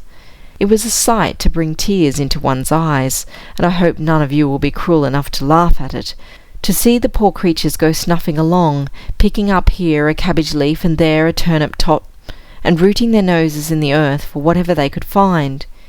In their sty, moreover, they behaved more piggishly than the pigs that had been born so, for they bit and snorted at one another, put their feet in the trough, and gobbled up their victuals in a ridiculous hurry, and when there was nothing more to be had, they made a great pile of themselves among some unclean straw, and fell fast asleep. If they had any human reason left, it was just enough to keep them wondering when they should be slaughtered, and what quality of bacon they should make. Meantime, as I told you before, Eurylochus had waited, and waited, and waited in the entrance hall of the palace, without being able to comprehend what had befallen his friends. At last, when the swinish uproar resounded through the palace, and when he saw the image of a hog in the marble basin, he thought it best to hasten back to the vessel, and inform the wise Ulysses of these marvellous occurrences. So he ran as fast as he could down the steps, and never stopped to draw breath till he reached the shore. "Why do you come alone?" asked King Ulysses as soon as he saw him. "Where are your 22 comrades?" At these questions Eurylochus burst into tears. "Alas," he cried, "I greatly fear that we shall never see one of their faces again."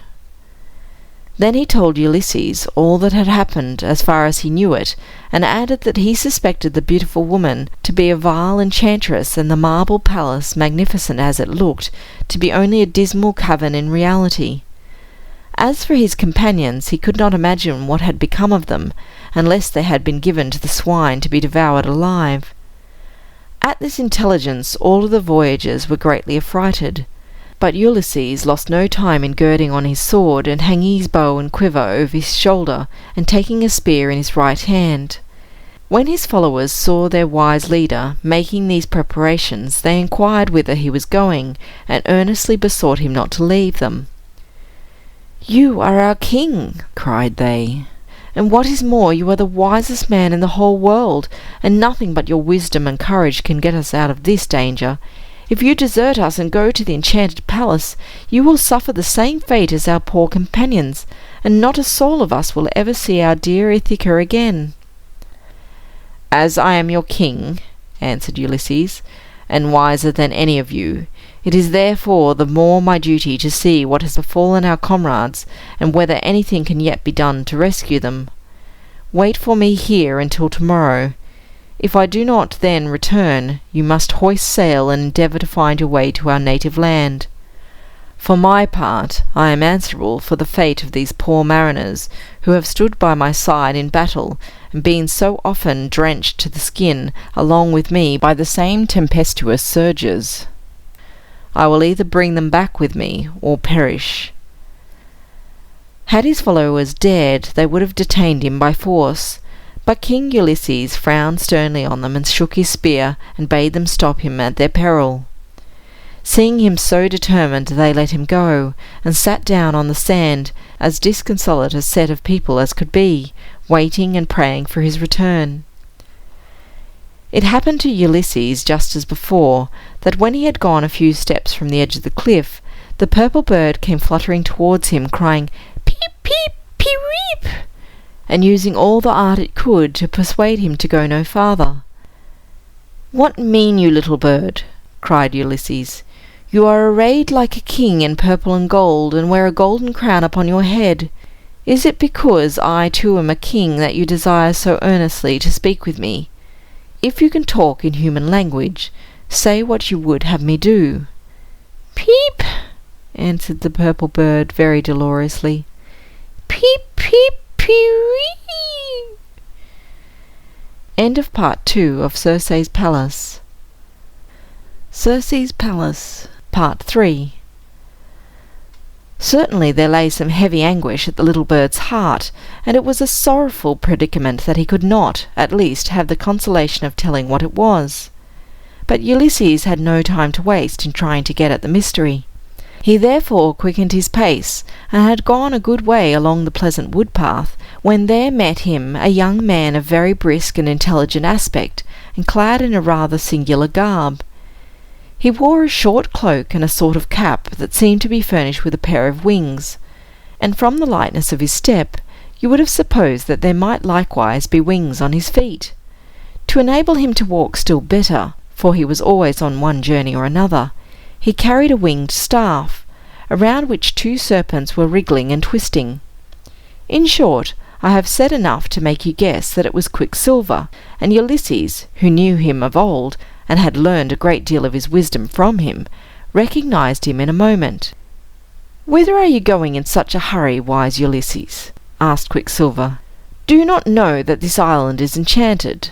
The wicked enchantress, whose name is Circe, the sister of King Aeetes, dwells in the marble palace which you see yonder among the trees.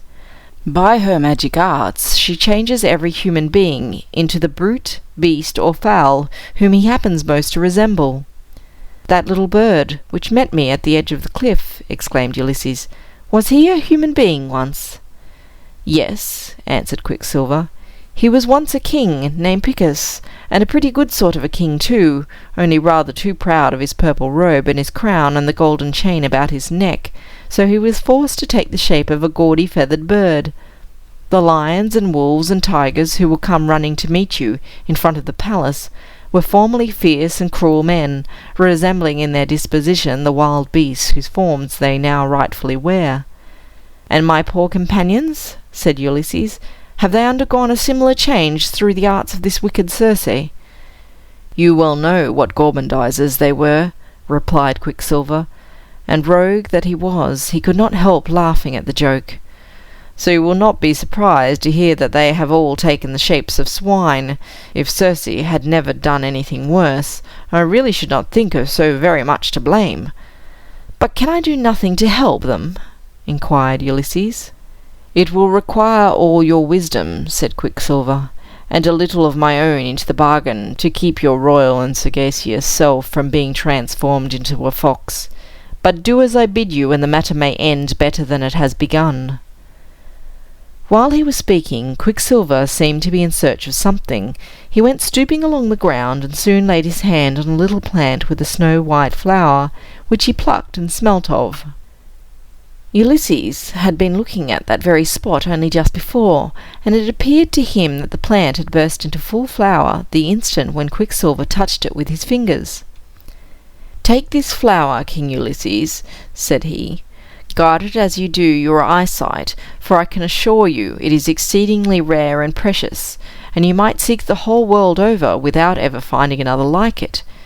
Keep it in your hand, and smell of it frequently after you enter the palace, and while you are talking with the enchantress. Especially when she offers you food or a draught of wine out of her goblet, be careful to fill your nostrils with the flower's fragrance. Follow these directions, and you may defy her magic arts to change you into a fox." Quicksilver then gave him some further advice how to behave, and bidding him to be bold and prudent, again assured him that, powerful as Circe was, he would have a fair prospect of coming safely out of her enchanted palace. After listening attentively, Ulysses thanked his good friend and resumed his way. But he had taken only a few steps, when recollecting some other question which he wished to ask, he turned round again, and beheld nobody on the spot where Quicksilver had stood, for that winged cap of his and those winged shoes, with the help of the winged staff, had carried him quickly out of sight. When Ulysses reached the lawn in front of the palace, the lions and other savage animals came bounding to meet him, and would have fawned upon him and licked his feet. But the wise king struck at them with his long spear, and sternly bade them begone out of his path, for he knew that they had once been bloodthirsty men, who would now tear him limb from limb instead of fawning upon him, could they do the mischief that was in their hearts. The wild beasts yelped and glared at him, and stood at a distance while he ascended the palace steps. On entering the hall, Ulysses saw the magic fountain in the centre of it. The upgushing water had now again taken the shape of a man in a long white fleecy robe, who appeared to be making gestures of welcome. The king likewise heard the noise of the shuttle in the loom, and the sweet melody of the beautiful woman's song, and then the pleasant voices of herself and the four maidens talking together, with peals of merry laughter intermixed. But Ulysses did not waste much time in listening to the laughter or the song. He leaned his spear against one of the pillars of the hall, and then, after loosening his sword in the scabbard, stepped boldly forward and threw the folding doors wide open. The moment she beheld his stately figure standing in the doorway, the beautiful woman rose from the loom, and ran to meet him with a glad smile throwing its sunshine over her face, and both her hands extended. "Welcome, brave stranger," cried she. "We were expecting you." And the nymph with the sea-green hair made a curtsy down to the ground, and likewise bade him welcome. So did her sister with the bodice of oak and bark, and she that sprinkled dewdrops from her fingers' ends, and the fourth one with some oddity which I cannot remember. And Circe, as the beautiful enchantress was called, who had deluded so many persons that she did not doubt of being able to delude Ulysses, not imagining how wise he was, again addressed him. "Your companions," said she, "have already been received into my palace, and have enjoyed the hospitable treatment to which the propriety of their behaviour so well entitles them.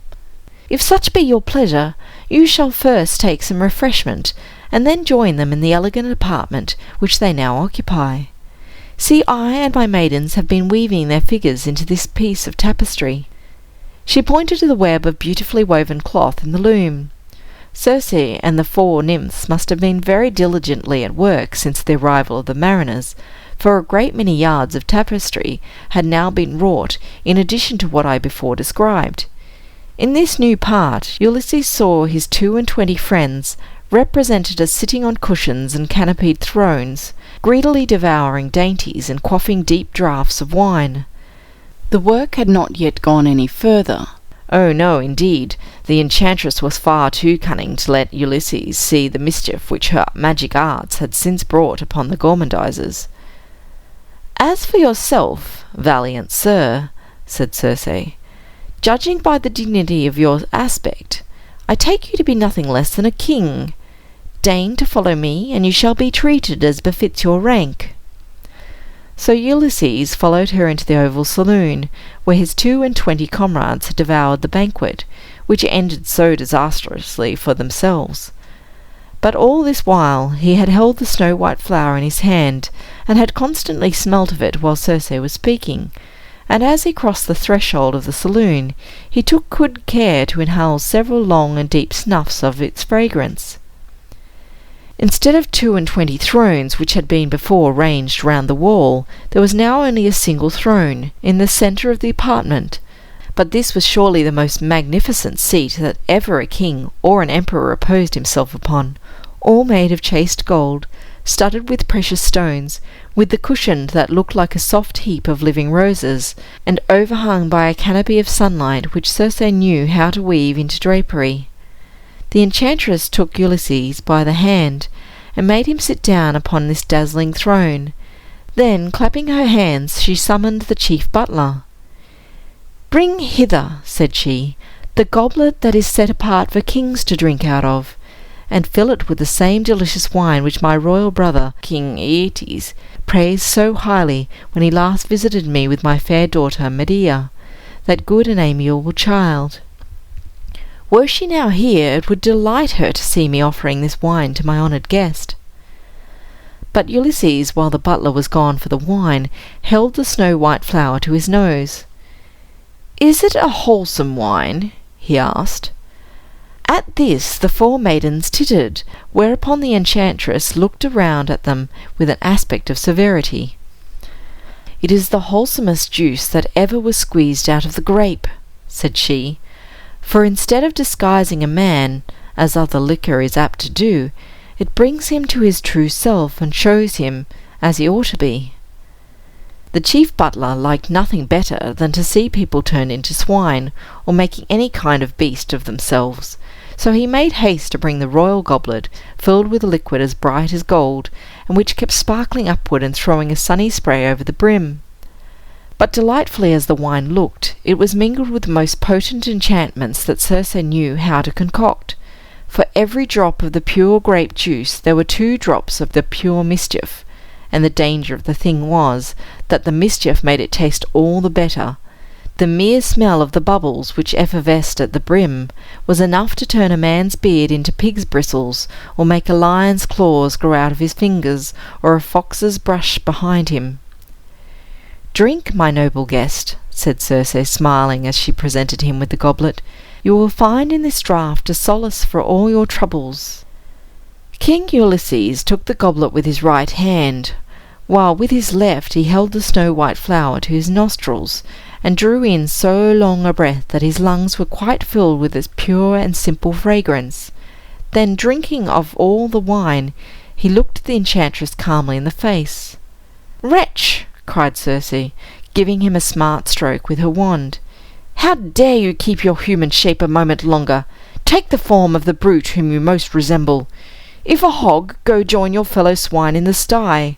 If a lion, a wolf, a tiger, go howl with the wild beasts on the lawn.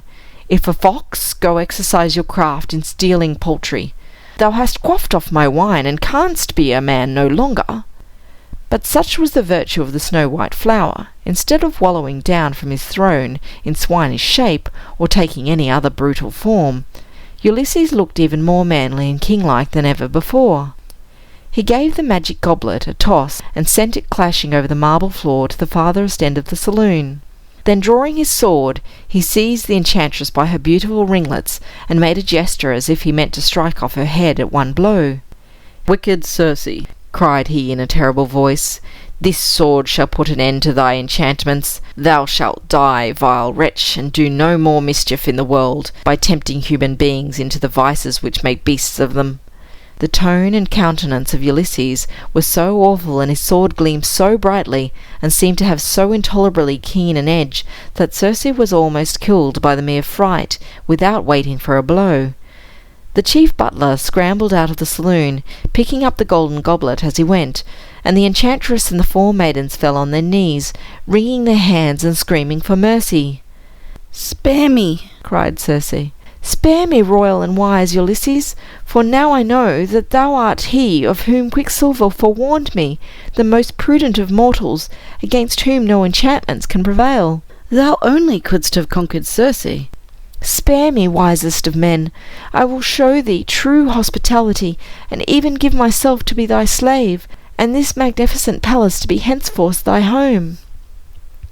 The 4 nymphs, meanwhile, were making a most piteous ado, and especially the ocean nymph with the sea-green hair wept a great deal of salt water, and the fountain nymph, besides scattering dewdrops from her fingers' ends, nearly melted away into tears. But Ulysses would not be pacified until Circe had taken a solemn oath to change back his companions, and as many others as he should direct, from their present forms of beasts or birds into their former shapes of men. "On these conditions," said he, "I consent to spare your life, otherwise you must die upon the spot." With a drawn sword hanging over her, the enchantress would readily have consented to do as much good as she had hitherto done mischief, however little she might like such employment. She therefore led Ulysses out of the back entrance of the palace, and showed him the swine in their sty. There were about 50 of these unclean beasts in the whole herd, and though the greater part were hogs by birth and education, there was wonderfully little difference to be seen betwixt them and their new brethren who had so recently worn the human shape. To speak critically indeed, the latter rather carried the thing to excess, and seemed to make it a point to wallow in the merriest part of the sty, and otherwise to outdo the original swine in their own natural vocation. When men once turn to brutes, the trifle of man's wit that remains in them adds tenfolds to their brutality. The comrades of Ulysses, however, had not quite lost the resemblance of having formerly stood erect. When he approached the sty, 22 enormous swine separated themselves from the herd, and scampered towards him with such a chorus of horrible squealing as made him clap both hands to his ears. And yet they did not seem to know what they wanted, nor whether they were merely hungry or miserable from some other cause. It was curious, in the midst of their distress, to observe them thrusting their noses into the mire, in quest of something to eat. The nymph with the bodice of oaken bark, she was the hamadryad of an oak, threw a handful of acorns among them, and the 22 hogs scrambled and fought for the prize, as if they had tasted not so much as a noggin of sour milk for a 12-month. "These must certainly be my comrades," said Ulysses. "I recognize their dispositions.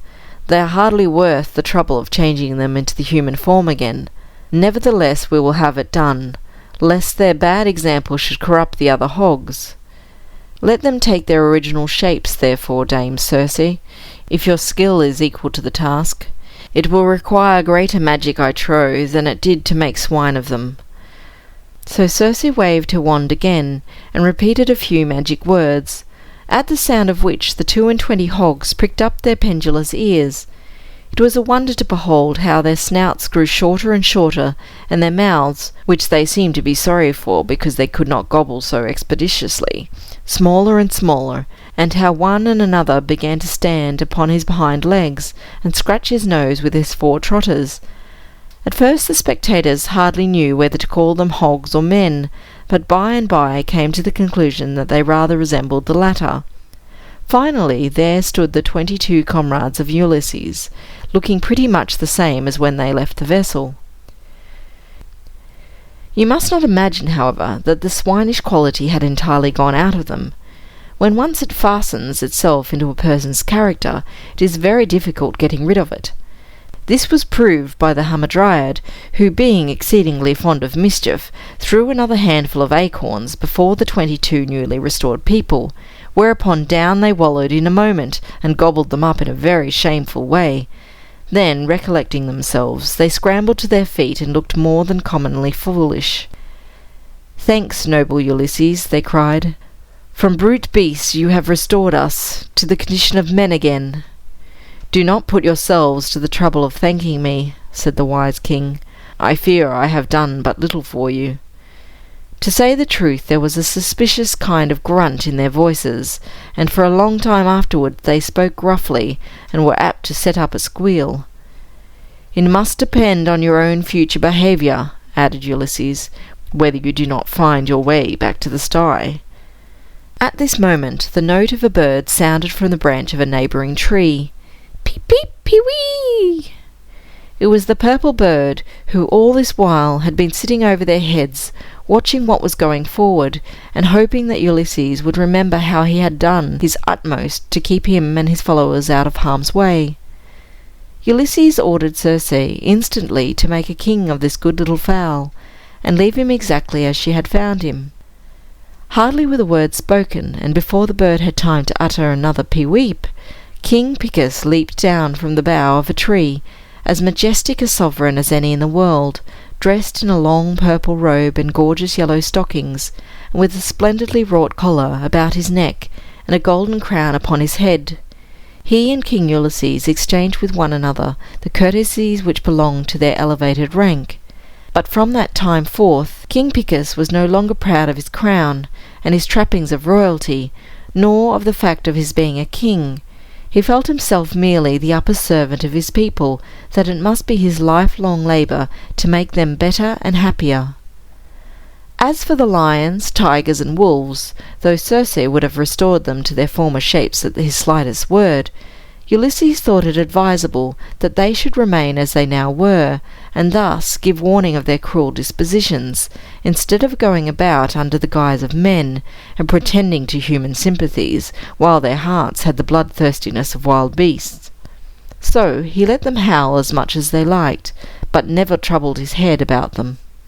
And when everything was settled according to his pleasure, he sent to summon the remainder of his comrades, whom he had left at the seashore. These being arrived, with the prudent Eurylochus at their head, they all made themselves comfortable in Circe's enchanted palace, until quite rested and refreshed from the toils and hardships of their voyage. End of Part 3 of Circe's Palace.